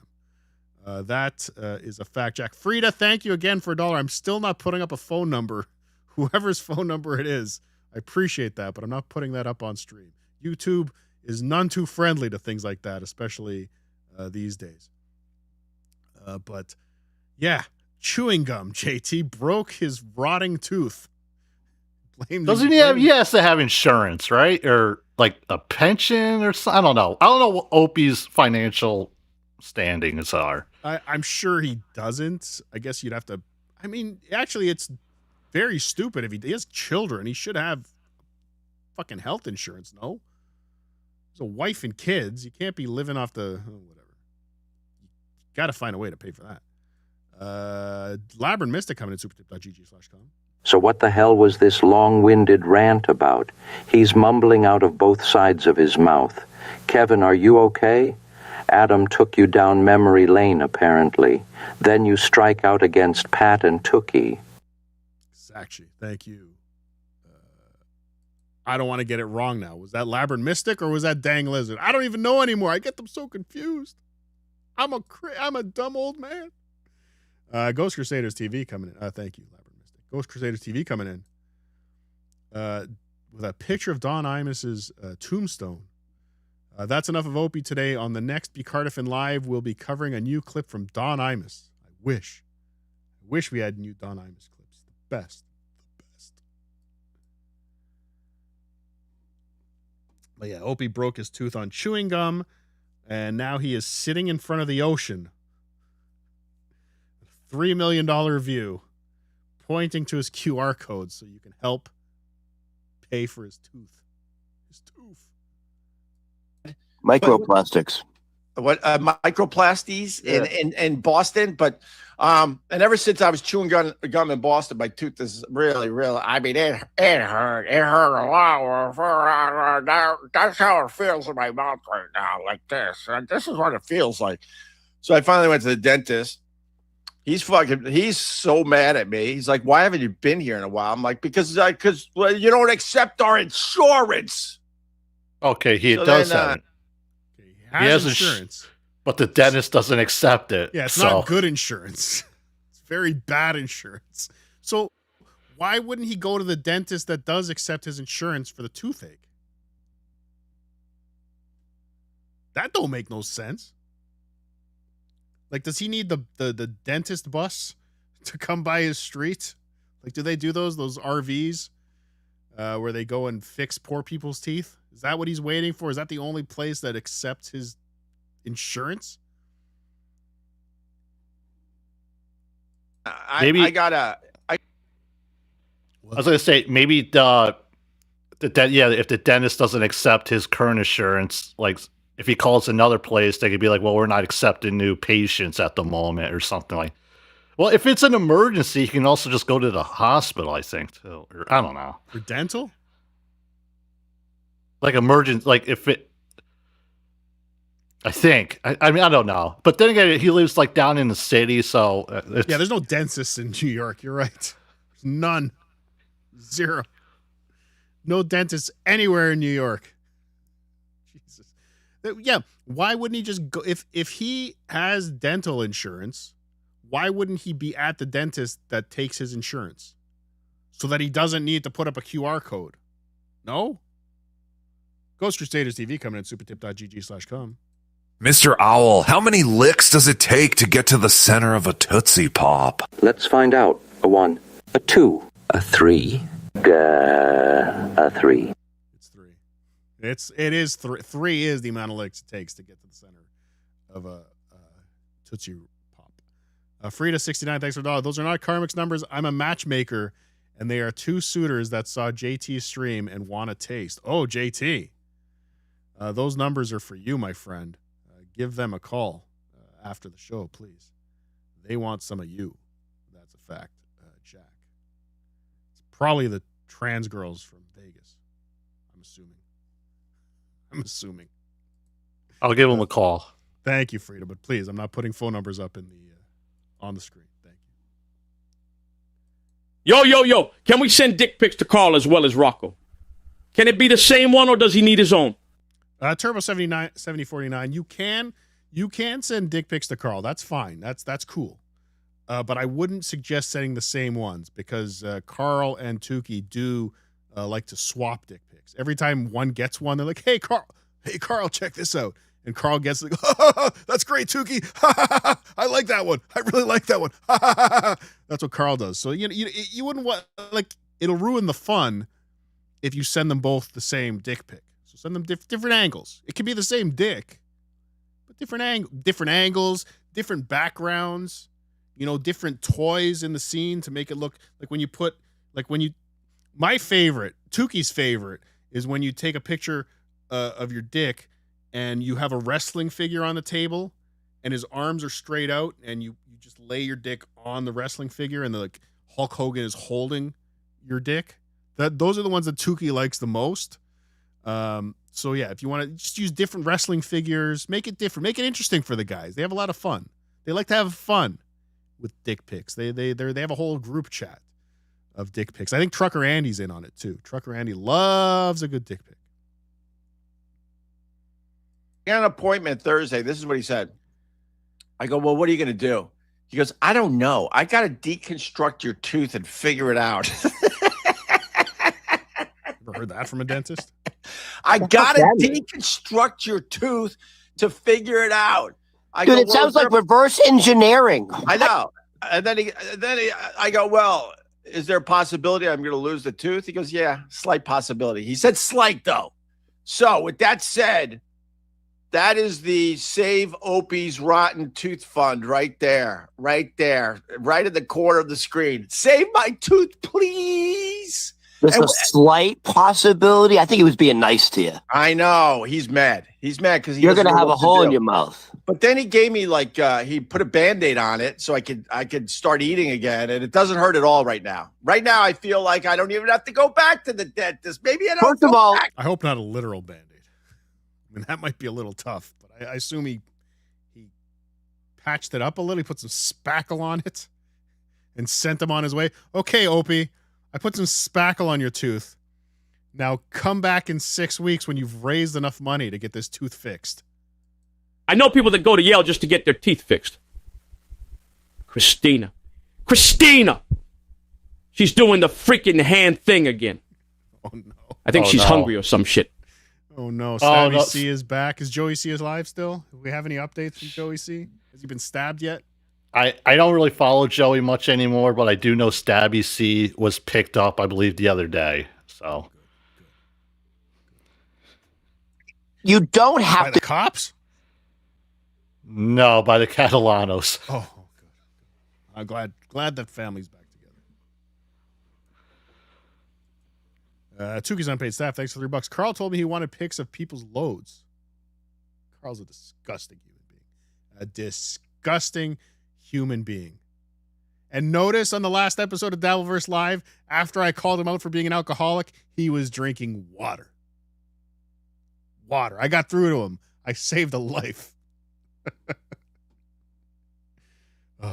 Go back to the dentist. Right. Why don't you just do a 2-for-1? Are you bringing Doggy to the vet? Oh, maybe I have the vet pull it. Vets can handle teeth. Give me a break. All right. I'm not joking. People do go to vets. All right, that's not a bad idea. But if he's in the movies, yeah, on Seinfeld, Kramer will find a horse with a similar cough and try and take the horse's medication, much like Joe Rogan taking horse dewormer. I mean, in the movies, you see like bank robbers and stuff go to the vet to get bullets taken out. You know what I mean? Yeah. But the great Sam Tarasco, I believe, was a great veterinarian that helped the boys in the trailer park many times with injury. Was Sam the vet? The same guy play like multiple characters. Was it Sam? Anyway, whatever. But Opie's Sam actually Roscoe. Was it Roscoe or Tarasco? Rubbish Sam bin Roscoe. Sam Roscoe. Rubish bin says Sam Roscoe. Thank you. Thank you very much. But yeah, Opie's legitimately considering going to the vet to get his tooth pulled. And I got to say, listen, I've spent... If he raises enough money on PayPal, he could be like, hey, talk to the vet and be like, hey, look at here, pal. Slide him a little Venmo there. Done. I think he's better off I think the vet's probably more expensive than the dentist. No, I listen. You're talking to somebody who has spent a way too much money on a vet in the last month. You have a dog that you think is almost dying a week before you're going on a long vacation. You have to spend a lot of fucking money to get emergency ultrasounds done. He's okay though. He's okay for now. Eugene? Yeah, he's getting old. Oh. We did think, again, part of the reason I wasn't laughing at Blind Mike's stupid dead cat story was I thought we were going to put down Eugene before we had to leave for Italy. Like it was getting close. But he's okay. He's okay. He's powering through. He's just getting old. And it sucks. But it's expensive as shit. It's expensive. Vets are the biggest scam. The biggest. Don't even get me started. But yeah, I think the dentist, thank you, Steve Warren. We all speak Eugene's name, but he's good. He's good. Just old. Old and falling apart. But at least the dentist, there is insurance. Like we've established that Opie has insurance. Just go to the other dentist, Opie, and get your tooth fixed. Feels great right now. So I'm thinking, maybe I'm good for a while. But he put a Band-Aid on it. He goes, you had no idea that you have a pretty decent crack through your tooth? I'm like, no. How would I know? What do you mean you feel good now? Is there like Novocaine on the Band-Aid? No. He says he calls it a Band-Aid, but he basically put that stuff that you fill a cavity in the crack. Because that was causing the pain when I was biting down. Do you understand? So I feel great. So I'm thinking, you know what? Did he scrape it out? Oh, yeah. Oh, yeah. They scrape it out before they fill it. Oh, yeah. But it was quick. He said, this is a Band-Aid. I don't even know if it'll last. But I'm feeling good. I'm thinking, I mean, if this was old school Ope, I would say, I think we're good. I think we're good. Then why have the QR code? Yeah. Yeah. You say you're good. Why are you asking for money now? Yeah. Come on. Well, I want to do it right. Come on. I want to do it right eventually. Eventually. Go to the where you have insurance. Go to the dentist that takes your insurance. Fuck. Or just pull the fucking tooth out. See what's happening. But there you go. That's the Save Opie's Rotting Tooth Fund. And where is it? Where is it on your face? Where? It's way back, like upper right or there. lower? Upper, way back. Wait, your wisdom tooth? No, it's the one after that. The one? Do you still have your wisdom teeth? They never came in, I think. Oh no, they came in. I never had a problem with them. I just want to let you know. Yeah. That tooth specifically, those teeth, you lose that. Yeah. You're gonna start chewing on the other side of your mouth because that's it, right? That's the main. By the way, for the people that have lost teeth out there, right? As you make fun of me for it's not a rotting tooth. It's a tooth that he has to deconstruct and figure out what he's going to do. Because it was rotting. Yeah, that's rotting. That's a tooth. That's a brown tooth that's falling apart. No, he has to reverse engineer your tooth like fucking some sci-fi shit. But if I lose my tooth, is there like a Hallmark card to the people out there that have lost teeth? Is it like when you start losing tooth fairy teeth, card? Like, yeah, what about the tooth? Well, that's it. Go to the tooth fairy, Opie. Get that tooth pulled, put it under your pillow, and then hopefully the tooth fairy will leave you $5. What's a tooth fairy give these days? We're about $5, $10. What's the value of a tooth these days on the black market? as an adult, is there? Do you have a party? What happens? You've never lost a tooth before.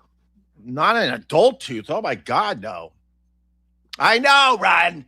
That's not a missing tooth, everybody. That's my baby tooth. Rub to the nub. I see that.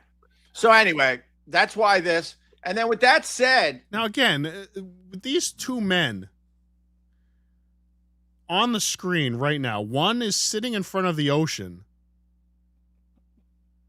and one is sitting in a basement with way too many plants. Way too many plants. Who do you think should have the QR code to beg for money to get their teeth fixed? The left or the right, JT? It's the guy who lives 500 feet above New York City. He lives 500 feet above New York City and also lives on the ocean.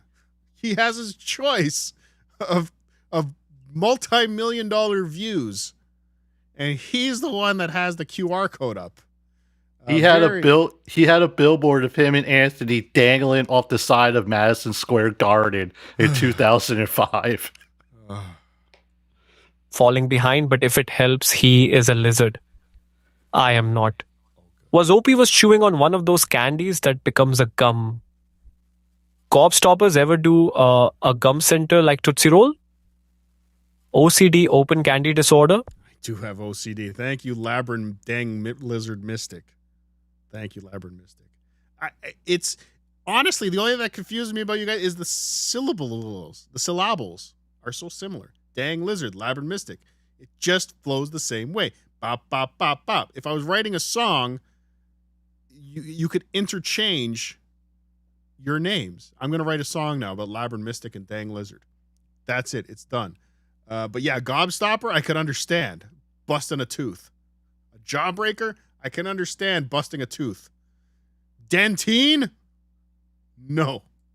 There's no show tomorrow. I have to go to my mom's gynecologist to check my prostate. Oh, sorry to hear, Tookie. Sorry to hear. Looney Tunes critic coming in. I don't know if this is the real Looney Tunes critic. Can we send Lucy dick pics?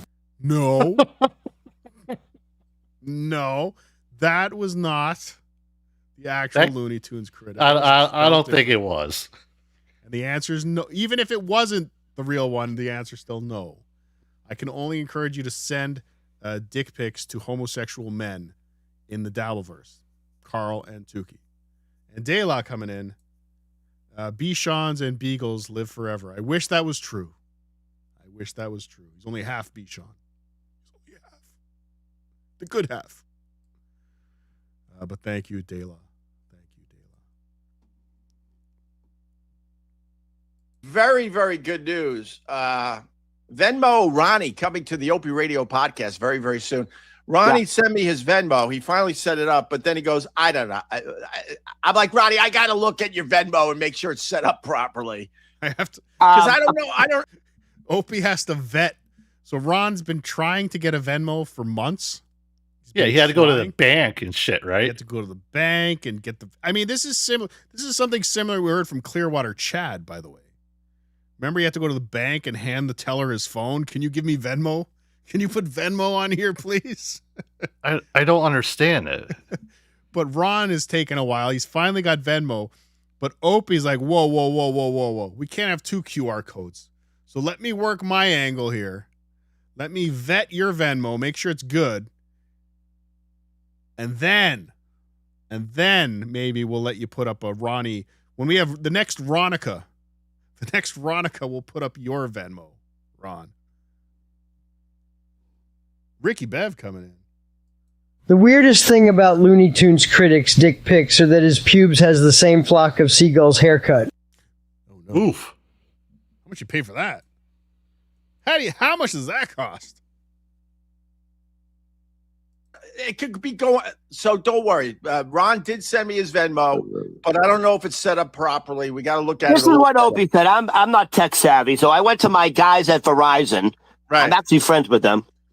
And I was like, do I need to get my routing number and check number for Venmo, right? Because it's supposed to go into your bank account. And he goes, do you have a card on you? I had my PD bank card and like, dude, within a minute, he's like, there you go, done. But then Opie's like, well, did he set it up to your business? Wait, he went to Verizon to get his Venmo set up? They're good buddies. They're good buddies. I mean, Verizon hey. Wireless to set up your Venmo business account? Right. Dude, that was like Chinese to me. I don't know what the fuck he was saying. Business account. I don't have a driver's license. So anyways, Opie has to now look into it. No, it's not a big look into, but no, I I'm wanna saying make sure, you have to make sure it's set up I properly. want to make sure you're set up properly. That's all. So Venmo Ronnie coming at this point very soon, maybe as soon as tomorrow. All Opie would have to do is send Ron $10 on Venmo. No, You can send him a penny and be like, "Hey, Ron, did you get it? Did you okay, get it it? works." Did you get it? By the way, we have a beloved chatter out there, a beloved dabbler, setting up their YouTube monetization. And he asked me a question yesterday. So if anybody has an answer to this, maybe send me a message and I'll forward it to them. I don't want to dox them. Doxing. But I haven't. It's been so long since I had YouTube monetization. First of all, thanks to JT, and second of all, it was so long ago when I set up in the first place. I don't even remember. But did anyone ever have any problems getting that first deposit where they send you that ghost deposit? You have to wait. Take some time. Take some time. Yeah, you're talking about the AdSense thing. The AdSense thing. Yeah. Yeah, it's you have to wait. It's complicated. Supertip.gg/com is the solution. Yes. Get Supertip, everybody. Get Supertip. Opie, I want to say this, and I'm being fucking serious. Yeah. Because by the way, I got health insurance again, which covers dental. I don't want to rub it in. Oh, can I go to your dentist? Guess how much it cost me to go to the dentist? How much? $15. Oh my God. For anything. It's just a $15 copay, and I can get anything done. Bragging. I can't find a dentist that takes our insurance in Manhattan. And I go to the guy, how much is this going to cost? He goes, $2,000. $2,000. Opie, I'm being very fucking serious right now. I'm being serious. What? If you haven't paid $2,000 yet because you haven't pulled, he fucking, it's like a pothole. He fixed the hole for a second. Right. If for him to actually heal the tooth or pull the tooth or properly fill it, that's $2,000. Right. Opie, if he has to pull the tooth, go to the vet. He can do it. I'm not fucking around, bro. I like a vet can pull a tooth. I like that. And it would cost you, how much do you think it would cost you to pull a human tooth? Probably a hunch. I know. Opie, I'm not joking. A hunch? Okay, and who's going to put the fucking crown in after? So your teeth don't, his teeth, Opie, I got a great freeze frame right here. Opie's bottom teeth aren't looking that hot at the moment, but you pull one of those teeth out, everything's just going to shift. No, what? He claims to have insurance. Go to the dentist. How bad is the dentist that his insurance covers? Like, is it? No. He said the dentist he went to doesn't take his insurance. Yeah, so you go to a different dentist. So he's paying $2,000 out of pocket right now already. Is the dentist that's covered at the circus, for fuck's sakes? He's saying to go to this dentist, he's got to pay $2,000 out of pocket. It's very strange. Very, very strange. Oh, that is a falsity. What actually happened was we were working on him one day and suddenly he is struck by lightning. And from this moment on, he's having a mind of his own. So the government tried to destroy him, so he ran away. So now he's living with my friend in Montana in a cabin in the woods incognito. Who are we talking about, Ghost Crusaders TV? Me? I hope not. But a cabin in Montana sounds wonderful. Ted Kaczynski? Uncle Ted? Uncle Teddy? Opie's tooth? He can do it. Why spend $2,000 to pull a tooth when your fucking vet can do it for $100? No, it's to fix it. You can't get anything done for $100. No. You think a vet's gonna pull your tooth for $100? Exactly. Just a fucking visit is $100. Just to look at my dog's asshole, $100. His asshole's still there. Give me the $100. Oh, poor Eugene. I could look at his asshole for free. What does it mean by deconstruct? He goes, I have to. Yeah, I think he's trying to said, be nice to you. I think he's going to pull it. He goes, I gotta take it. He said this. I gotta take it all apart because it's a tooth. I have one root canal. He's trying to save it. All my years, one root canal. It's that tooth. I have one crown. Oh, okay. All right. So it's already been damn. Yeah, I think what he's trying to say is, can I save it? Right. I think he's being nice to you. All right. In other words, it's already been damaged. Right. He's probably saying. People in the chat are saying that this is resembles a plot to Short Circuit or something like that. I'm tooth? sorry. No, or the dang lizard or the Gross Crusaders super tip. I'm confused. So am I. I'm always confused. sorry to bring the show to a crippling halt. But he does make a good point here. Every time I've heard somebody that got a root canal, 5 years later they're fucking redoing teeth. They're having to refix that fucking tooth. Dentists are scammers. They're all bullshit. Just get yourself a good hygienist. You don't need x-rays every 6 months. Fuck you. X-ray this. X-ray this. Saying it's not, I have to pull it. Right. Go to the vet. Now, here's my question. Yeah. Is that legal? Can a vet do that medically? Seriously. Is that like illegal? Okay, the super tip was a quote from Short Circuit. Thank you to the great Barnes and Noobs. Thank God. Thank you to the great and Barnes and Noobs, ladies and gentlemen. If you're not following Barnes and Noobs and Dabblers Anonymous, you're missing out. Barnes and Noobs puts together some of the great. Actually, I should pull that one. Oh, he put up a great one recently of fucking of Stuttering John and Brian Karam. Where Brian Karam's like, yeah, Brian Karam's talking about whatever bullshit, and he's like, well, what do you think of that, Stuttering John? No, what do you think, Brian? No, John, what do you think? John just drinking to avoid talking. My gums aren't black. They're pink. See? Barnes and Noobs. Thing, like, can he? I don't deal with it. Sometimes I don't deal with is it legal or not. You just know you can find people. Be a vet can pull it too. 100%. Save you. It's $100, and then film it. I don't want to spend 20 minutes on the film the on crime. The Save Opie's Rotting Tooth Fund. Are you able to tell if anyone put money in yet? Let's see. Yeah, they don't give a shit about my tooth, obviously. Yeah, no money has come in. How much? How much? What do you got? A couple hundred so far? No, nobody's come in. Oh, no. I'm serious. Go to the vet. Now you have to go to the vet. I will tell you if someone donates to the Save Opie's Rotting Tooth Fund. so far, these people don't give a shit. They're like, fuck you. Hey, what are those future bets called? Cashy, where you can bet on future events? Yeah. We should do that. No, Poly Market. Let's do a Poly Market. Poly Market. We should do a Poly Market. Does Opie get any money today? No, it's the people I've spoken. They don't give a crap about the tooth. They don't give a because you're sitting again, Opie. You're doing the show from a multi-million-dollar view on the beach. It's where he spends his summer. Yeah, you're at your summer home.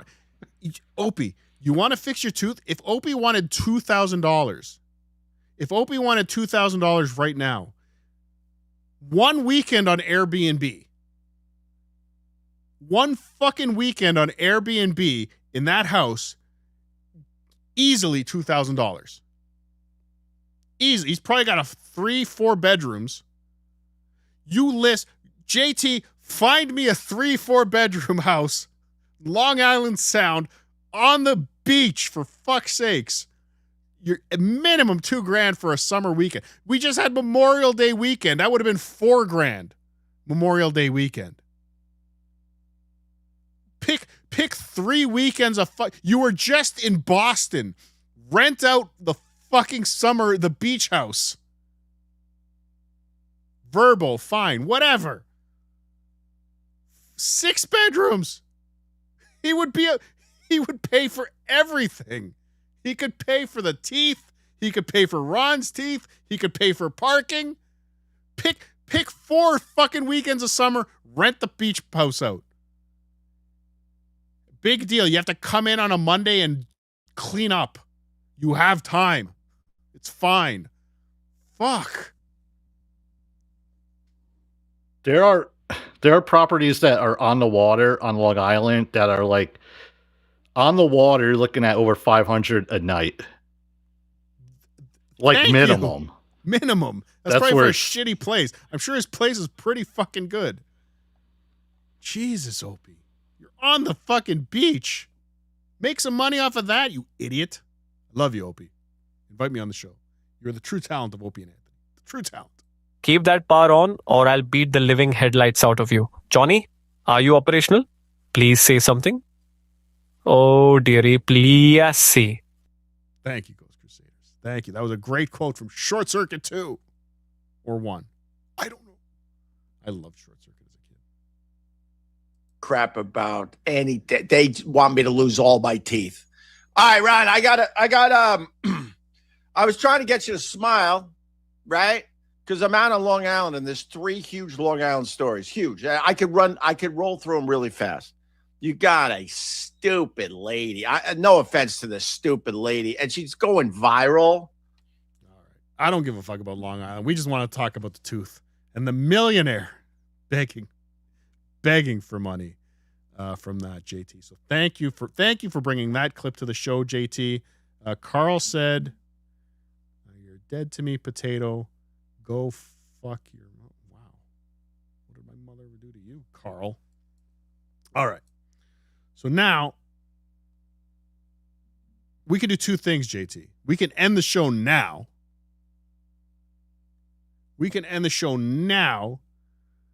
Or we can check out some Steel Toe. You tell me what you want to do. You want to take a poll or you just want to watch the Steel Toe real quick? All right, let's watch Steel Toe.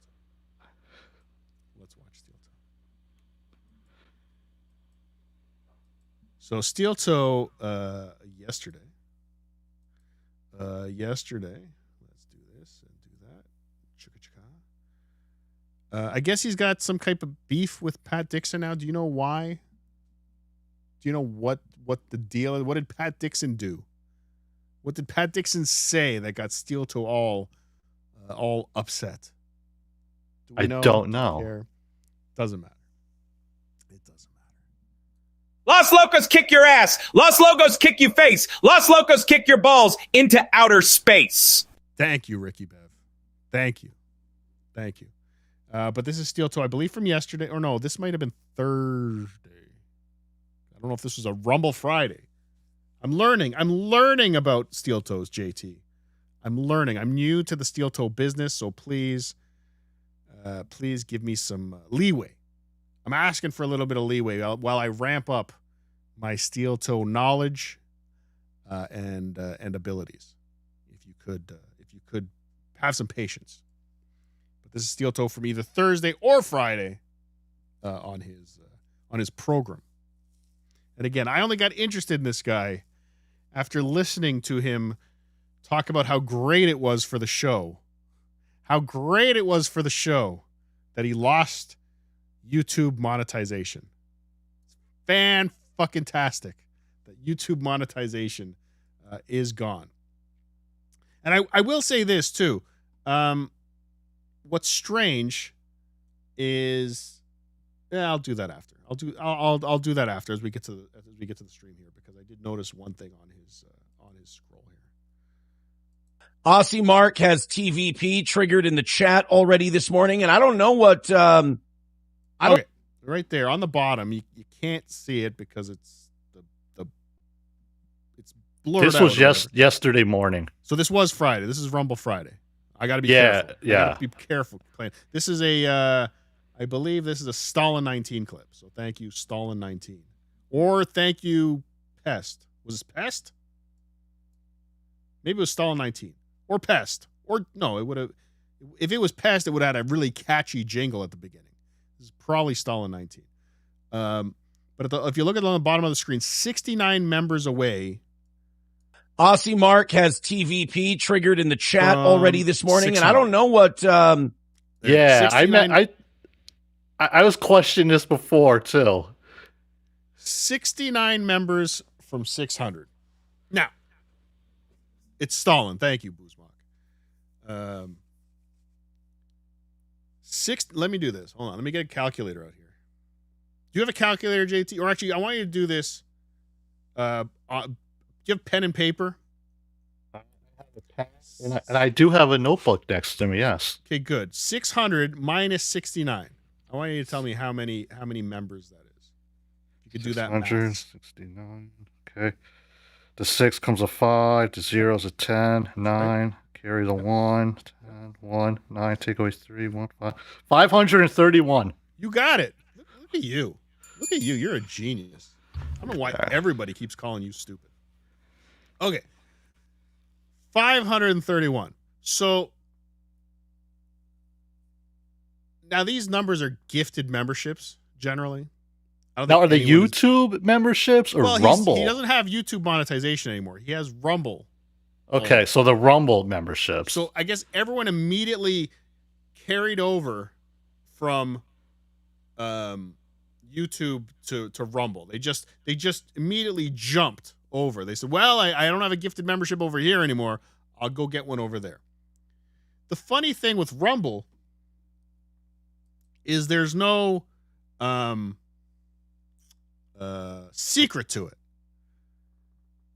Rumble shows you right on the page how many subscribers you have. Right? It shows you how many followers you have. It shows you how many subscribers you have. And if we go to Steel Toe's page here, I don't know if you can see it. It's a little small. But he has 482 subscribers. So again, if his numbers are correct, if he is not lying that yesterday he had 531, he lost 50 overnight. 50 just did not renew. The putting up those numbers does not help your case in any way. In any way, it just makes you look silly. It just makes you look silly when people do not renew. The numbers are already there. You don't need to have a goal for these people to gift more memberships. You're losing 50 a day. Nobody is renewing, Mr. Steel Toe. And another thing he talked about a lot, again, when he lost YouTube monetization, was that the Patreon is kicking butt. He's going to make up all that YouTube money. It is true, GT. I am jealous because I have zero members on YouTube. But his Patreon was the saving grace. All the people that were YouTube members, all the people that use a super chat, they're all going to go over to Patreon. And this is a post from Logical Conflict on Steel Toe Begging Show with a nice screenshot of Steel Toe's Patreon. 18 paid members for $77.24 a month. So again, whoa. $77.24 a month. I think he quoted that YouTube was about $1,000 a month, $2,000 a month. I don't know if that $77.24 a month is really going to cover that difference. But that's the nice little piece of information, ladies and gentlemen. A piece of information. Chad Boozmock. Chad was trying to get to 800 at one point.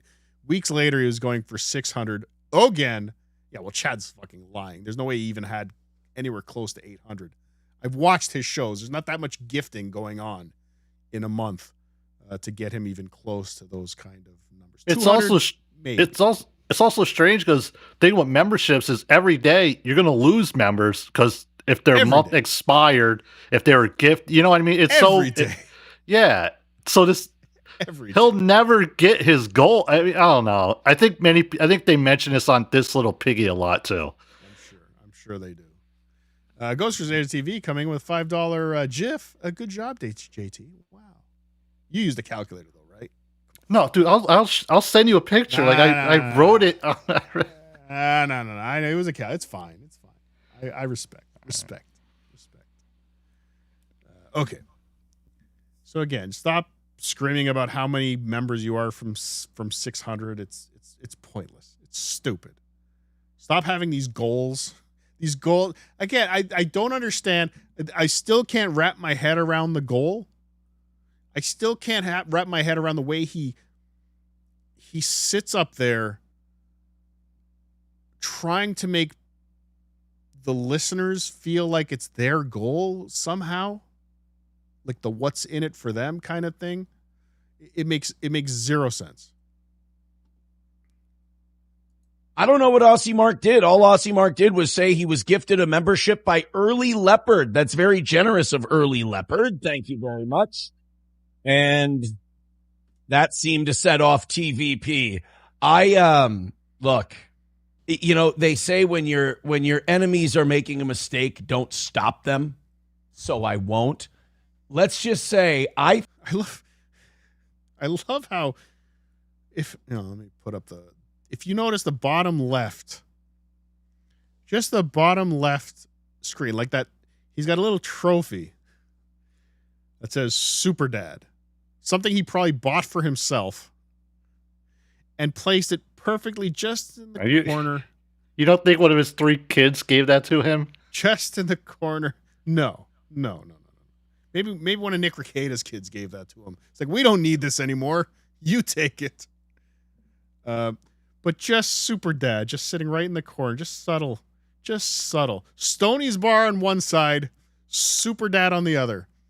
They serve the same, a sponsor from 3 years ago and a Super Dad trophy, allegedly from his kids, hold the exact same value for him because they're both the exact same.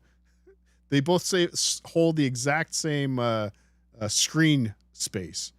The value of screen space. It's not dead center, just kind of tucked in the corner. Hey, I'm a Super Dad. I think I win by doing nothing more than any other human being in the world. When your entire group of detractors are complete nitwits, give them a microphone and let them talk. And it kind of sucks for me. I think it's a great strategy on their part. Just like, if I don't say anything, everyone tells them how insane and crazy and coping they are. If I start talking, I can only get mixed up in the thing, and it can only get like, what do they say? You stupid people drag you down to their level and beat you with experience. The worst part for me is, content-wise, it would be great to point out all these retarded things about these people. The problem is they expose themselves. Everybody already knows. And then by the time I get to it, it looks like I'm just piling on a dead retard. We've got a lot to talk about today. Thank you very much. Who's he talking about? Who's the dead retard he's piling on? If you're referring to Pat Dixon, remember you were like, why does he hate Pat Dixon or something like that? Yeah. It had to do with Pat was on with Haley from Pretty Antisocial Podcast. And, Haley and Aaron, they go back, So it's obviously it's like the Sam and Diane of the Dabbleverse, those two. My fans for triggering TVP already this morning. I appreciate it. Annoyed Wawa Supervisor says, noted failure Pat Dixon, the pretend news guy, sadder Bill Schultz.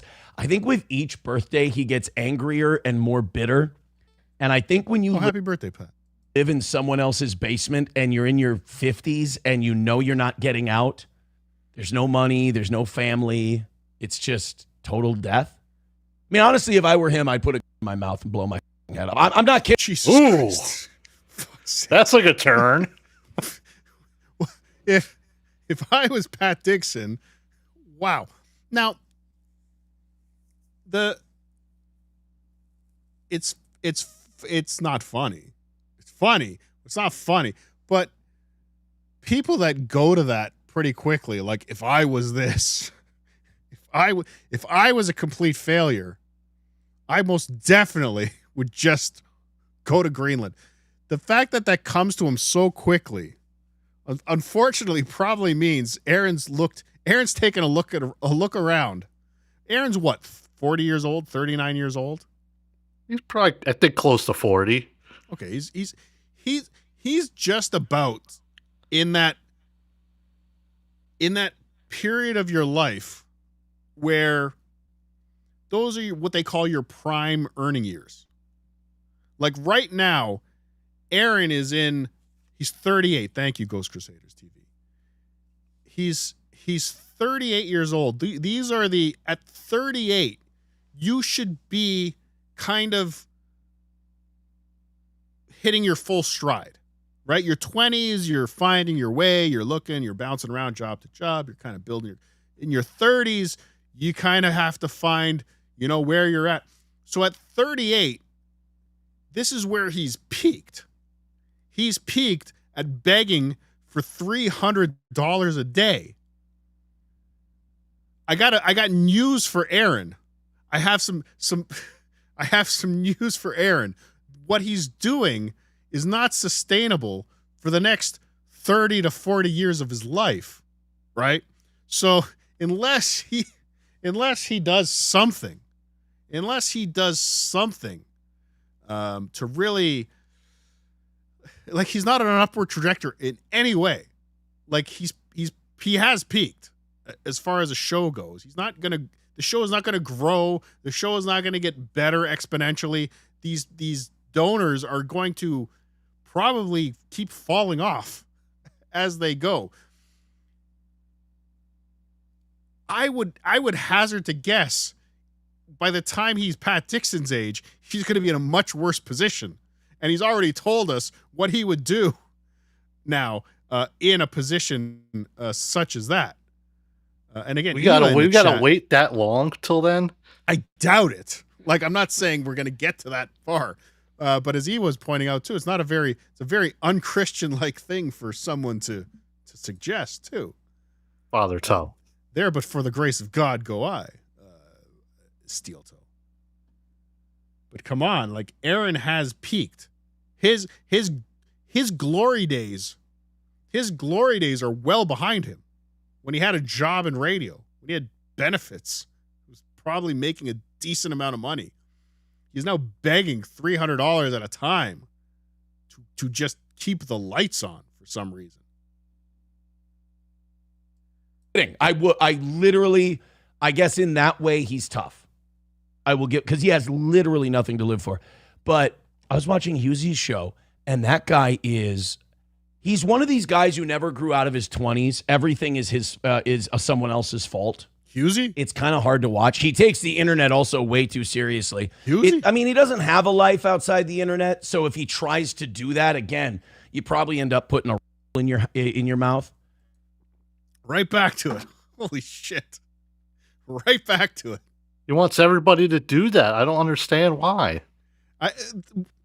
Didn't he just say that the best thing for your detractors to do, or the best thing you could do to your detractors is let them talk?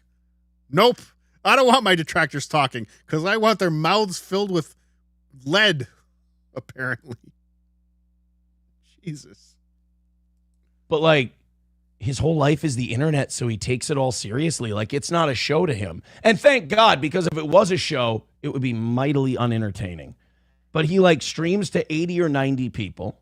He hates everything. Hates everything, hates everyone, hates they're all terrible unless they wash his balls, so he likes, like, 3 people. Everyone else is terrible. Everyone is... Pat is, like, the living embodiment of the phrase, if you go out and you meet an asshole, you met an asshole. If everyone you met is an asshole, you're probably an asshole. Huh? I imagine Aaron thought that same conundrum came up to Aaron many times where he was the asshole. Yeah, you think? But I've never heard the expression, if you go out and you meet an asshole, it's an asshole? What? Or it's like if you're in a room and you don't know who the dumbest person is, it's usually you. Yeah, that's kind of, yeah, but if I get what he's saying, if everyone, those people that every time they talk about every single person they meet is an asshole. But I think, yeah, who said it? Someone said it in the chat, projection alerts. They're pencil naked. Might be a little bit of projection on Aaron's. Like, everybody, who's had a run-in with Aaron has gone running for the hills, as they say. I mean, you bring up anybody with an audience. It's ironic that anyone with an audience he can't stand. Me, Kevin Brennan. He's jealous. He's jealous of Steel Toe's 400 people on Rumble. Pat Dixon is jealous. Again, I never heard Pat mention Steel Toe's Rumble numbers before. Like, I don't know where Aaron's coming up with this. Unless this was what Pat was talking about with Haley and Husey. Again, but I guess that's not even, that's more irrelevant than anything. For anyone, again, I say this about Pat. I say, not Pat, Chad, Kevin, everybody who screams about numbers. The numbers. There's how many people watch this? 746 between YouTube and Rumble right now. 723 on YouTube. The difference between somebody who gets 80 viewers, like you, JT. No, actually, your show trashing Tookie Saturday nights on at JT the Watcher is growing every week, and it's exciting to watch how good trashing Tookie's getting at JT the Watcher. But a show on YouTube that has, say, 150 viewers to a show right now has 700 viewers, it's not that much fucking different. They're all shit. 700 is nothing. 100 is nothing. If we were talking about shows that have thousands and thousands and thousands of live viewers, okay, these are big shows.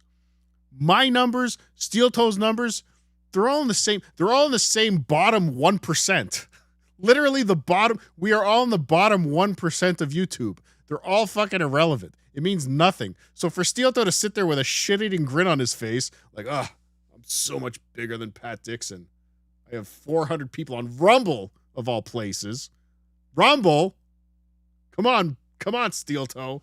We all know. It's fucking. It's not a big fucking difference. It's not exponentially bigger. From 50 viewers to 500 viewers, it's not a big fucking difference at the end of the day. It really isn't. Kids has nothing but terrible things to say, and it's weird because you're supposed to be offended, but you really end up just going, Pat, like all of 10,000 or less, all the same category. Yes, the bottom 1%. We're all in the bottom 1%. Jesus. Thank you, Alter. of us can see that you're talking about you. Like, this is weird. He's the only one who doesn't see it. And like, he goes after other people not knowing that we're performing. He thinks everyone is like as serious and like dead shoot about this as he is. He casts a sad figure.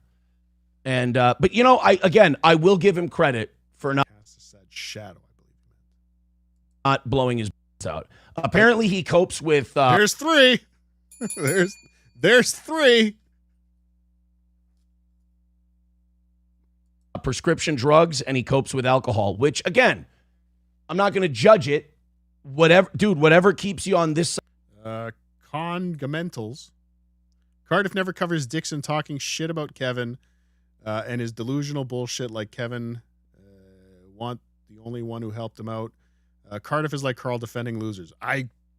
Hey, send me a clip. I'll watch it. I don't watch Pat Dixon's show. I've been on a couple times. I don't watch it. Sorry.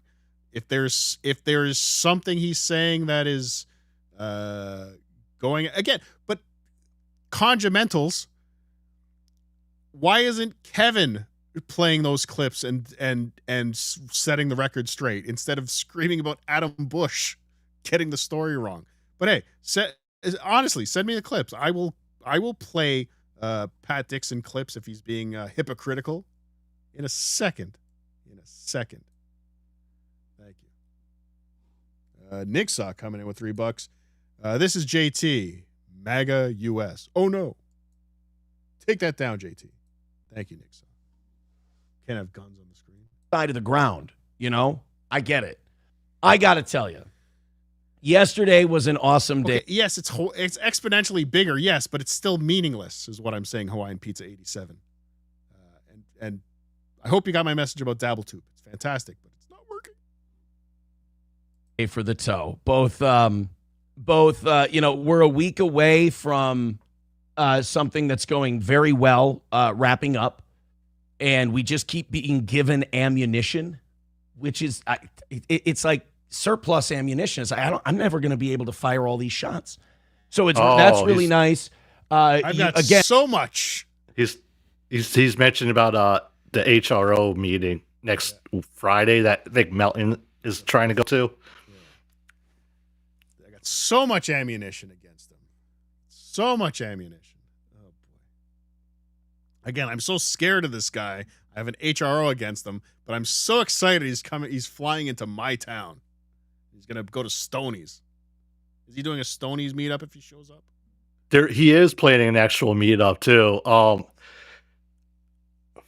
No, it's at the Steel Toe Brewery. Oh, the Steel Toe Brewery. Yes. Got it. So hopefully Melton does make it out there and then explains himself, and then we'll have a meetup at the Steel Toe Brewery. I hope everybody shows up that's in town. He literally has to go there for like a 5-minute meeting, he said, and that's it. But it has to be like in person. Carl's thinking of going even. Carl even. And I was out living my life, just doing shit yesterday, went to the gym, the whole deal. And by the time I'm done, Stalin and everybody's comment section is full of, shit, well, this is another win for the toe. Shit, well, these guys look like retards. I guess Aaron told the truth. They're just proving that Aaron was right. Stalin's comment sections were filled with people saying another win for the toe. I have to say, the only person I've ever seen use the phrase another win for the toe unironically is this fucking idiot. The guy who says he doesn't live on the internet is reading Stalin's comments in the middle of the day. Yeah. It's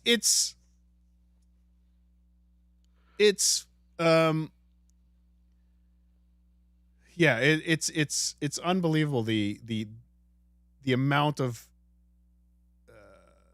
lying, I guess. It's just lying, I guess he's doing, because I don't watch any of this stuff. I don't care what anybody says about me, but he's reading the comments of his clips. Like, he's going in and he's seeing the clips that Stalin 19 is putting up, and he's in the comments looking at all the wins for the toe. It's delusional. Wow, Aaron was was the only parent of 8 children, and he wanted to be compensated for it. What an a Badger B wants a membership. Well, you can go to patreon.com/Cardiff Electric and get one. Or hope that somebody here on YouTube donate. Oh. Thanks, JT. Asshole.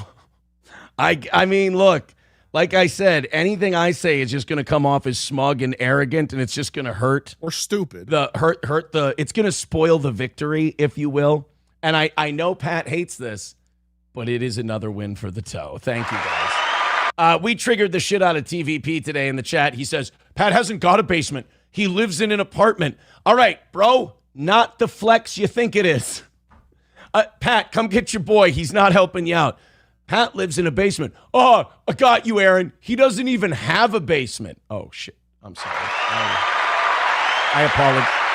All right, sorry. He's also never eaten cum, as far as I know. Again, sorry. Maybe he has. But also, I don't think Pat spent 8 days in jail in the past year either. For revenge porn? No, he hasn't.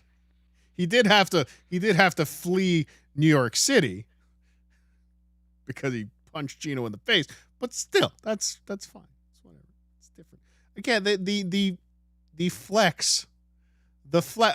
It's I have a house. You don't have a house. Who gives a fuck? Like, nobody. If Pat, yeah, sure, we shit on Chad for being poor, but we shit on Chad for being poor because Chad screams that he's not poor. I don't think Pat has ever gone on a show screaming about how much money he has and what a great house he has and what I'm sure he understands. He doesn't live in a great. It's fine. He's getting by. He's doing his thing. Even Aaron, he's getting by. He's doing his thing. Barely. I mean, how far are we? How many missed goals are we away from foreclosure? That's the question I want to know. Like, how many weeks does Aaron have to miss before that house is in foreclosure? That's a question I want answered. 50-some-year-old childless man who lives in someone else's apartment. I apologize. I didn't mean to offend you, TVP. He's a 50-some-year-old man with no prospects, who has no money, who can't afford to live on his own, who has a crippling dependency on prescription drugs, and he lives in a rat-infested apartment. Oh, now it's rat-infested, too. Chad is nearly homeless and nearly lipless. Thank you, Steve Horn.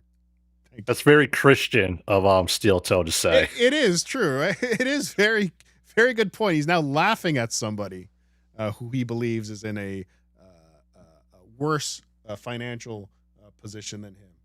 Shouldn't he be trying to help him?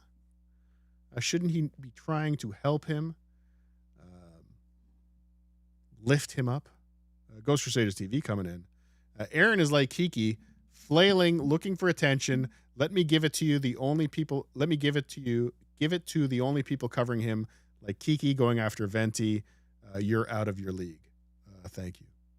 I'm out of my league. Oh no. Thank you, Ghost Crusader.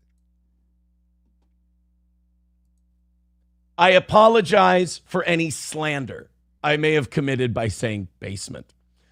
People asking in the chat if TVP is Pat Dixon. He'd better not. That's a good way to catch a knuckle sandwich. Aussie Mark says, Aaron, what's your Reddit sock account? You know, I know this isn't cool. I know this isn't a Chad thing. Does Aaron have an Emily? To do. There's only one Emily. I do not have a Reddit sock account where I endlessly follow and where I endlessly write about and I endlessly miss another man and I refer to myself in the third person. I do not have one. I know that's gay. It's 2026. I got to figure Doesn't it. he always refer to himself in the third person? The toe. Another win for the toe is referring to yourself in third person, dummy.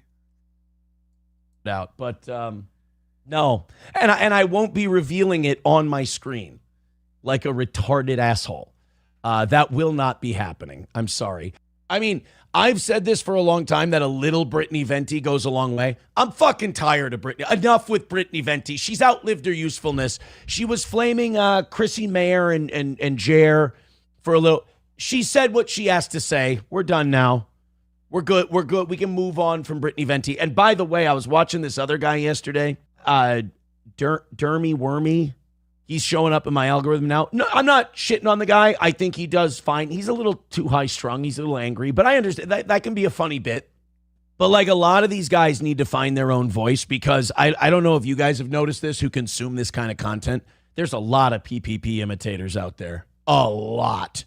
And now first of all, that's a credit. Body. A lot of what imitators with PPP? He's the whoa body guy, right? Who? Yeah, that guy. Oh, whoop whoop. That guy? The guy that goes through tables and shit? No, he's the dude. He says like, "Whoa, body." I believe. I have no idea. I missed something. I missed something here. I'm making an ass of myself. I'm sorry, sir. No, I'm fine with that. Here I am derailing your show. Saturday mornings. It's like, Saturday morning, 9:45. I wake up. I look at my phone. I'm like, oh, it's no Cardiff show. I'm going to sleep in. 10 seconds later, beep, beep. Cardiff going live at 10:50. I'm like, mother. You were sending me messages all night. Are you doing a show? You doing a show? You doing a show, boss? You doing a show? Yeah, you doing a show, boss? You doing a show? it. You doing a show, boss? You doing a show? You doing a show, boss? I'm still on Italy time, man. Seriously, I you already accumulated to the Canadian hemisphere. No, I haven't accumulated yet. I have been going to bed so early and waking up so early now. Like I'm half on Euro time. Half. You do a show, boss? You do a show, boss? You do a show, boss? I appreciate you, JT.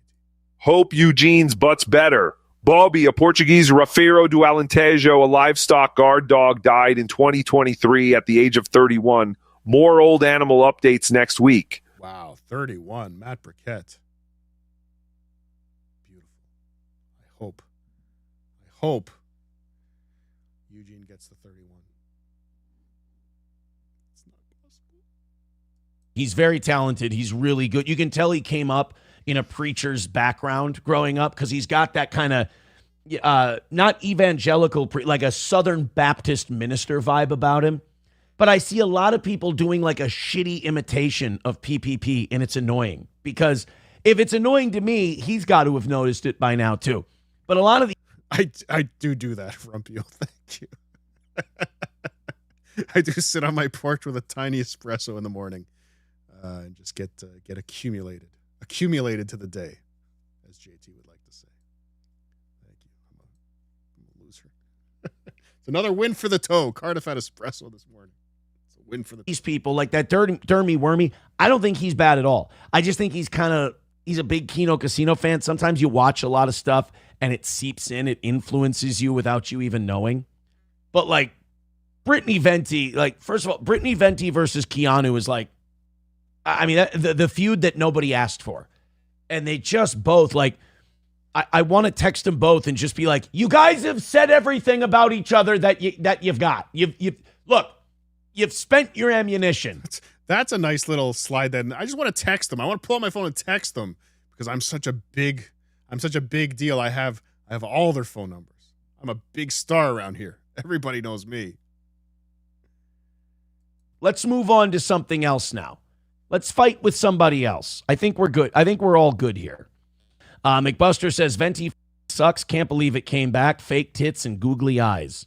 Yeah, half of their feud is tits. You don't have kids.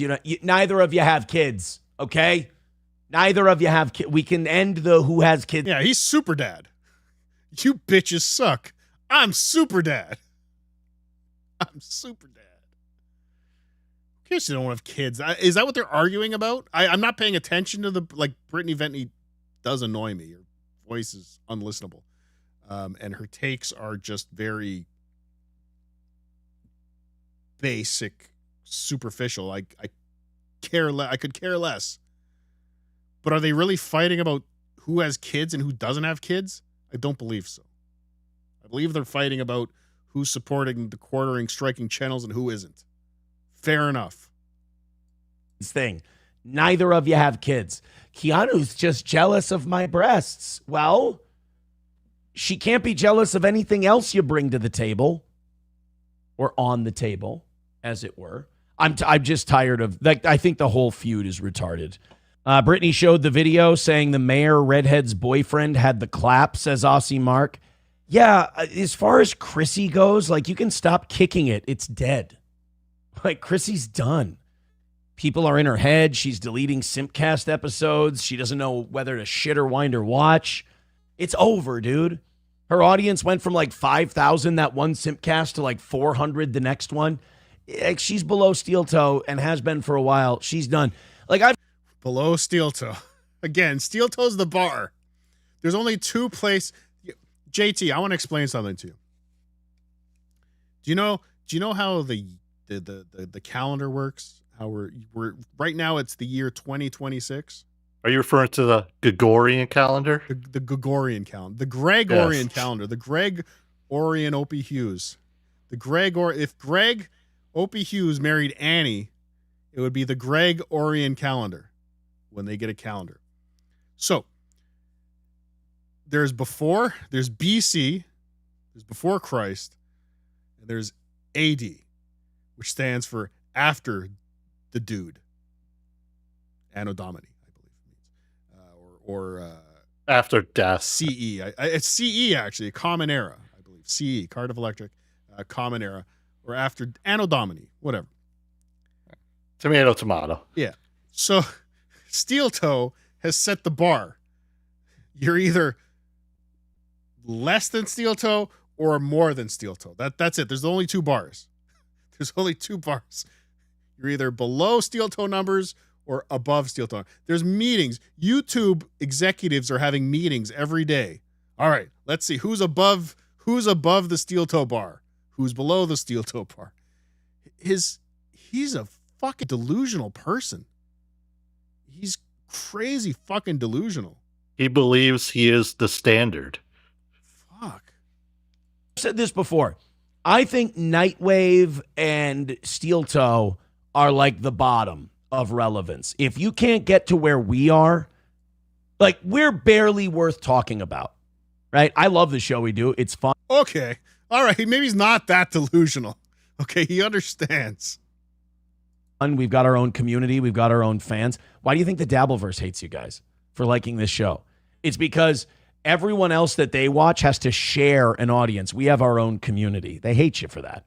But like Mersh, yeah, he clearly has his own audience that has no crossing over with the Dabbleverse. Nobody from the Dabbleverse is in his chat fucking with him on a daily basis. Not at all. Not at all. He'll have, 600 to 700 people watching him when he goes Rumble only, right? Got a nice little bump to 9-something with the breakup thing. We have about 6, 7, when we get lucky, 800 watching this show in the morning at our peak. That's it. Like, that's the bottom. Like, a lot of people go, oh, that's one of the big shows. If you think we're one of the big shows, you're quit and stop doing shows because Mersh and I are not relevant. All right. So if you're below Mersh and I, you're nothing. You're shit. So watching watching people still want to go after Chrissy Mayer, it's like, dude, she's dead. You got her. Like, it's over. Declare victory. All these internet people who need this content, they're like Trump. They can't just declare victory and leave. It's a forever war. Now, Jeremy, I understand the quartering. I mean, say what you want about him. The guy's still got a good-sized audience for a live streamer. A good-sized audience. The quartering has a good-sized audience. Yeah, I went back. Someone in the chat was talking about his numbers. I'm like, his show from yesterday is 6.57 thousand views. 6,500 views. On Rumble. Show from 2 days ago, 10,000 views. The night show's 4,000 views. These are Rumble numbers. Let's remember, they're a little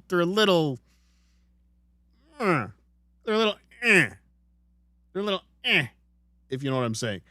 These are not numbers to they're great, they're fine. They're fine. Or whatever. But these are not the numbers of somebody who's going to sit there and tell you what a great big success he is. Fuck. But Chrissy, I mean, Jesus. I mean, it's like you beat, she's a henchman. She's one of the henchmen. Once you beat a henchman, you don't keep kicking the shit out of the henchman. You move up to the next level is what you do. Rebel Scum says, anyone defending Chrissy and Jeremy. I would agree with you on that one. Rebel Scum says, Jeremy flagged another person. Yeah, who Nicholas Diorio, right? They think that he's the one who, I don't think that guy got a strike, though. I think he just got a video taken down. But yeah, Nicholas Diorio is the guy who got a strike from old Jer. MSO says, continuing to pick on Chrissy is like beating a dead horse. Hey-o. I like that one. Skousko says, notice how Aaron was all for Venti till she turned on his girl Kiki and his gay boy Gino. No. You're misunderstanding my point about it. My point about the Keanu Venti thing is I'm tired of listening to both of them yap. Couple of gals just yapping at each other, neither of them being funny. That's it, ladies and gentlemen. That's Cardiff dipping his toe into the toe. There was another clip I wanted to pull. I didn't get a chance to pull it. And it was one of his middle of the show kind of bits where it was just, JT, you have a job, right? Yes. Don't you just hate HR? Oh, don't get me started, sir. Don't you just hate the HR department? Again, it comes off so disingenuous when a guy who does not have to deal with HR in any way is sitting there screaming about fucking HR and how stupid HR is and how all these dumb broads in HR are ruining everything. But ladies and gentlemen, that is the program. That is the program that I've put together for you today. I hope it was worthy of your time. JT, was it worthy of your time to be here this morning? It's always worthy of my time. You're it's always a blast. What a loser you are. You're stupid. Imagine if you had the phones working. Oh, if only I had the phone. What I do have is supertip.gg/come. Beef McLarge Big. Have you ever tried to match your GIS landing patch with a country's geography? I jizzed on my stomach, took a photo of the landing patch, and it looked like a map of Indonesia. What a use of a day. Indonesia loads. That's pretty righteous. Pretty righteous, ladies and gentlemen. I'm just looking if there's anyone live right now or going live. We can do a bit of a redirect to. JT's members only show. That's not gonna work. Damn it. Sometime tonight. At JT the Watcher, is that the place to go? Is that where we can watch Trashing Tookie tonight, JT? I don't think we're gonna cover Tookie. I covered him for like did like a Tookie-thon last weekend, so I'm kind of really tired of Tookie at the moment. You're sick of that fucking guy, aren't you? I know. I can't wait for another puppet to come around and replace him. Tonight I got a couple like old John videos that I had saved for like a while that I don't believe ever been played or ever been covered. Paywall? No, they're not. They're available on YouTube. I just happened to find them a while ago and just been kind of sitting on them. So I'm like, well, I don't know, it'd be fun to kind of dip my toe into some of that later tonight, and maybe a couple other things too. Go get them. At JT the Watcher, ladies and gentlemen. That's the place to be. Stay tuned for tomorrow morning. Might do a Sunday morning show. There's no Blind Mike. There's no Cardiff. Will there be a BTH? I don't know. I think he'll be back for Monday. I think there'll be a B and H, because it'll just be me, B, and H, Blind Mike, because I don't believe Tookie will be around. So it'll just be probably a B and H. Maybe we'll talk about Mike's sleepover. We'll talk about all the fingers that he had in his ass. It'll be so enthralling. Get your pass to the excitement right now at patreon.com/CardiffElectric. Join there. That's the place to be. Hit the like before you go. Hit the subscribe before you go. Follow the Rumble channel. Like I said, we might be doing some fun stuff on the Rumble channel and on Patreon soon with call-ins. I'm your pal Cardiff Electric. This has been my pal JT. And this has been BeCardiffin Live. I hope you enjoyed it. And if you didn't, go fuck your hat. Gagia. No, don't fuck your hat. Especially if it's a nice hat. You know, like a nice, crisp, brand new baseball hat. You still have the sticker on it. You know, it looks all cool and shit. Don't fuck that hat. That's not a good hat to fuck. Fuck an old hat. Like a hat you're about to throw away anyway. Just fuck that. That's the best way to do it. Fuck that hat.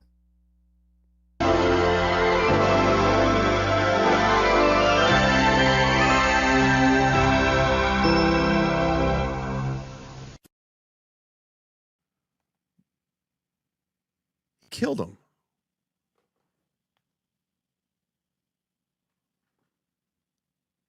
I didn't expect the show to end this way. Oh, yeah. I forgot about Mersh. Thanks, Pest. It is a Pest clip, by the way. Are you still there, JT? JT's gone. Oh, well. Yeah, he's probably dead. I know what I do. There's a certain point where I wait for it. I'm like, oh, have a good day, Card. If you're like, have a good day. See you later. You know, and show there. Okay, we'll talk. Okay, all right. Yeah, we didn't make it to that point. JT loves the after show chat. I hope all the people that left come back. They realize I was messing with them. I forgot we have a clip from Pest, the great Pest. I mean, Pest is mid, but his theme song is it slaps. It's a slapping motherfucker. So let's get to this. So Mersh covering the what's been going on around the streets of New York City. I suspect the guy who had the run-in with Mr. Cumia at Rodney's. What was his name? CJ? Something like that. Yeah, the dude with the glasses that was on a bike. Yeah. I suspect he has something to do with this campaign that's going on around the offices of Anthony Cumia's radio station. But let's check out Pest and his wonderful theme song, and check out Mersh talking about it. So we get to listen to a little bit of Mersh talking about this. So hey, why not? CJ Brown, thank you, CJ Brown. Of all the Clippers, he's the best. Check him out. His name is Pest. Fucking genius. fucking genius. I'm just here to hold your hand when you die. I can't tweet anything for, I don't know. When did I get a suspension? I think it was like 5 hours ago. So I think for like 7 more hours, I can't tweet or like or bookmark anything. But this is crazy. This was wild. Jim Norton posted some video, I don't know, a couple days ago, bitching about Starbucks, because that's relatable in 2026. He's such an old gay guy now. And I don't know who this person is, but this person. How dare you say that about Jim Norton? But yes, his takes on Starbucks not giving you a tray anymore were a little much. What are you supposed to do if you have 3 coffees? That's true. It's a good point. This was AI at first. It is not. It is, in fact, this is not AI.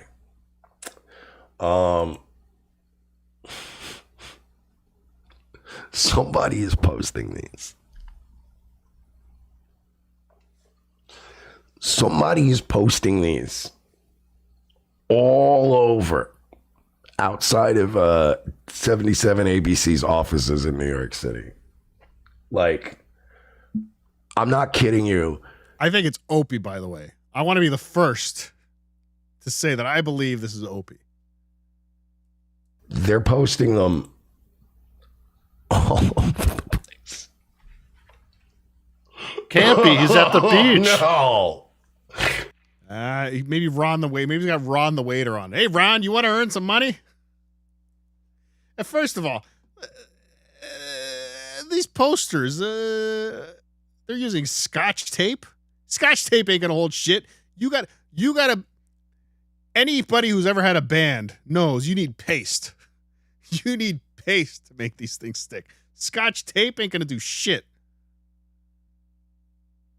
Bobo? Oh no. Probably is Bobo. Bobo and Stevie Lou. I don't know who's doing this, but I do believe that old Count Cumia has stirred up and annoyed some people out there with his recent antics and shenanigans. Now, I would suspect that this would be somebody.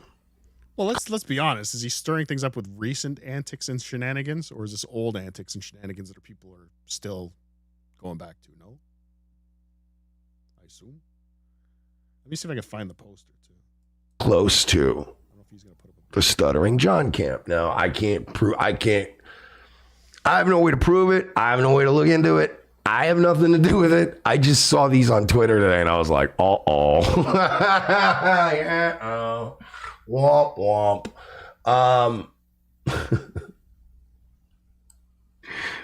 There's another one.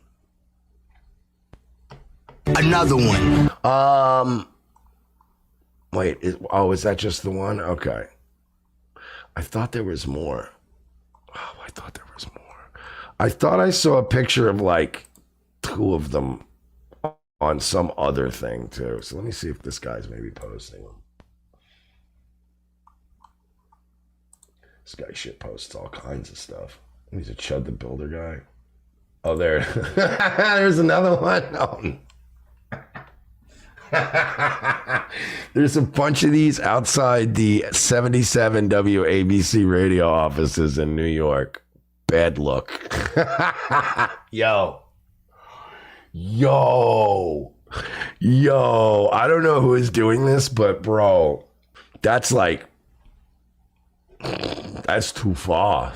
Somebody's up to something. The guy on Twitter is at Narc Normand, NARCNORMAND. So this is the guy that's putting them up. But hold on, let me try and crop this a little bit. So these are the posters that he's putting up around the station, hoping that some of the execs. Yeah, like near WABC's office building. So WABC radio platforms pedophiles is the claim here. Let me zoom. You've never seen a lot. I can't read this. Can you read it? It's too small. Yeah, it's a WABC radio platforms pedophiles. And here's a quote from Anthony Cumia. You never seen a hot 13-year-old. Oh, I guess that's a good thing. You've never seen a hot 13-year-old. It's a disgraced former radio host Anthony Cumia has confessed multiple times on air to having a sexual attraction to children. WAC Radio must remove Anthony Cumia from airwaves. Interesting. And it's got the official WABC logo. So I mean, it looks. You think this is from within WABC? Like a disgruntled like radio show that's like Anthony took my time slot, so now I'm gonna get him back.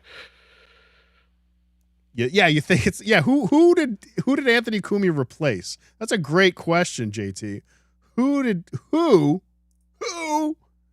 Anthony Cumia replace on his Sunday night show? That might be a little upset. Again, I still think it's Opie, to be honest. So sorry, what was the I still can't read it. It's too small. What's the quote that was there attributed to Anthony? I saw what Kinky Loco said in the chat. I'm not saying it again. Damn it. Damn it. Stop looking at the chat. All right. Thank you, JT. But that's the poster that's been put up around the station. Let's finish this. Let's wrap up Mersh's coverage of this. Oh, you know what? Rover in the chat has a good theory. It could be the dude well, I wouldn't say he hit him, but he smacked his glasses. What was his name? CJ Brown or something? It's clearly. It could be. Hey, I'll tell you, I'll put it this way. It may not be. It probably isn't, but a guy with the name CJ. If you were to come up with people that have a... Don't remember Pam Anderson in Baywatch? Her character name was CJ, right? Was it really? I think so. Yeah, I think it was. Yeah, I think you're right. CJ. Just a weird guy's name or something. Motive and I think Pamela would be a better man's name than CJ. Opportunity and live in the air. Like, I mean, yeah, it could be him too. I don't know, but having these outside your office is no good. That is no fucking good. I just thought I'd share that with you. I thought it was really fun. I saw it right before we went live tonight, and I was like, ho, ho, ho, ho, ho, ho, ho, ho, ho, ho. That's not good. Let's see. I don't know where this is from. This just got sent to me. Why isn't it? No, just send. God damn it. Why can't it send the message? Mersh has been falling apart since Ice Dancer left. He's just not the same. He's not the same Mersh anymore. Boy, he can't put a show together. There's many more fish in the sea. That's true. I just asked Karmic. Lots of fish in the sea. The Swellington tonight coming in with a $5 super tip. I knew a guy that dated a 16-year-old, but she came from a war zone, so she presented 25 maybe. That's what Anthony does. Have we considered life experience? No. We're not considering life experience. There's a clear age fact jack. Thank you, the Swellington tonight. The Swellington tonight. Check him out on YouTube. There's a very interesting show. Thank you. Oh, that's right. I keep forgetting I'm suspended. Whoever just sent me the Cumia thing, I can't DM you. So can you please DM me and tell me where you got this? Like, where is this from? Because I'm about to play this, and I can see it on my screen, but I don't have the audio on Matt yet. and Adam, so I'm going to it? play this. This is nuts. This is Matt and Adam, the hit show. The Adam and Matt. Somebody's playing a crazy game, dude. Anthony Cumia. So he used to host Opie and Anthony. He's a child predator. Oh, God, is it him? Oh, my God, is it CJ Brown? Yeah, it definitely sounds like CJ, right? Sounds like a guy who would call himself CJ. Yeah, it definitely sounds like the same. It's that same voice. Oh, my fucking Christ. Is this CJ Brown? And the radio station down the road over here, they have him on every day.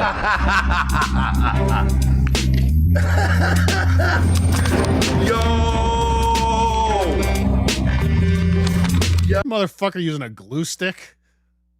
A glue stick? You need paste and a brush, dummy. Look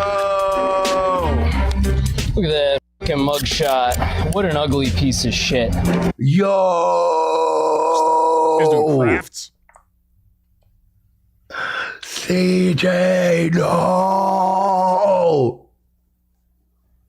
Triple N in the chat said, damn, he going to Hort. Yeah, he going to Hort. He going real Hort. Yo!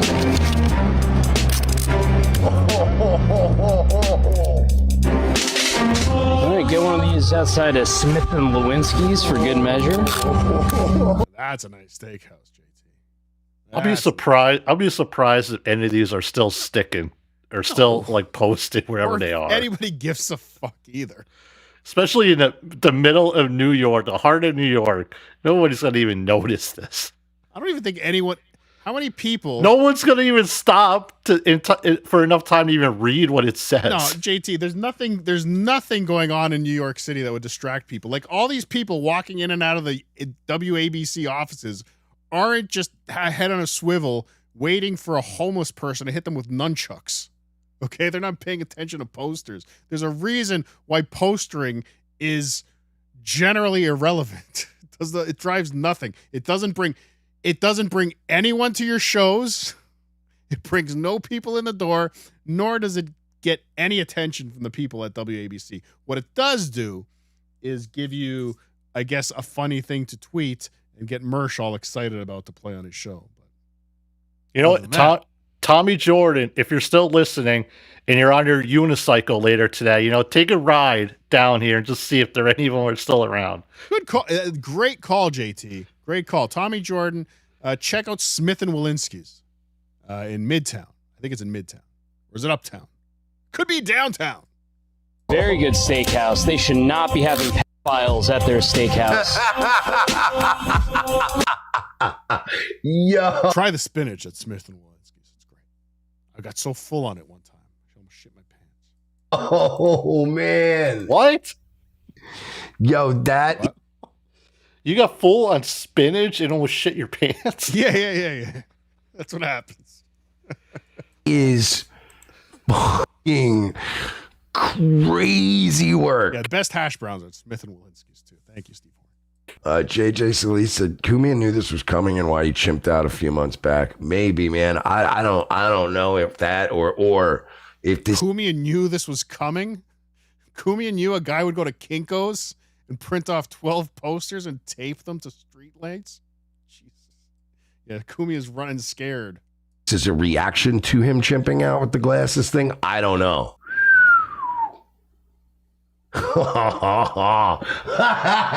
Yo, I don't even know what to say to that. Enjoying this too much.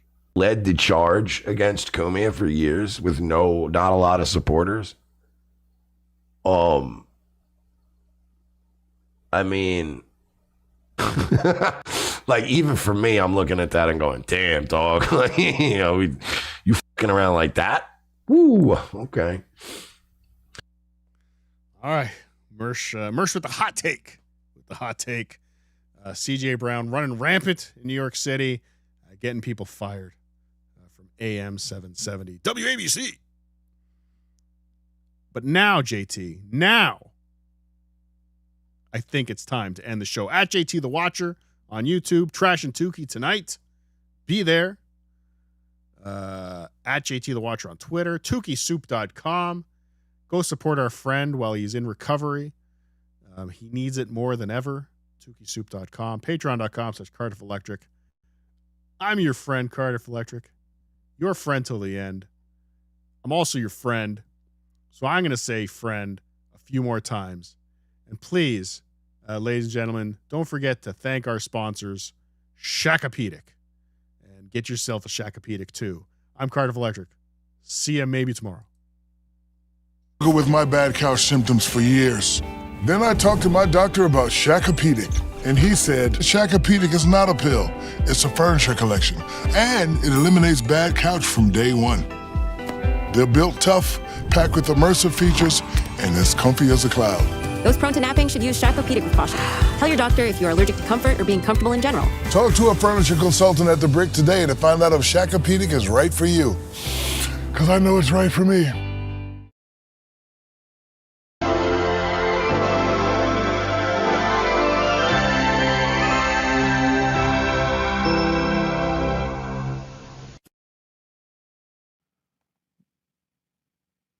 Killed him.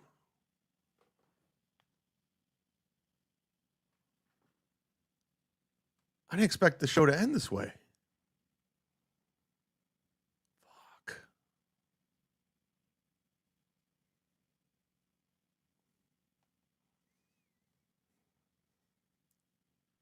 I mean, what can you do now? Show's over.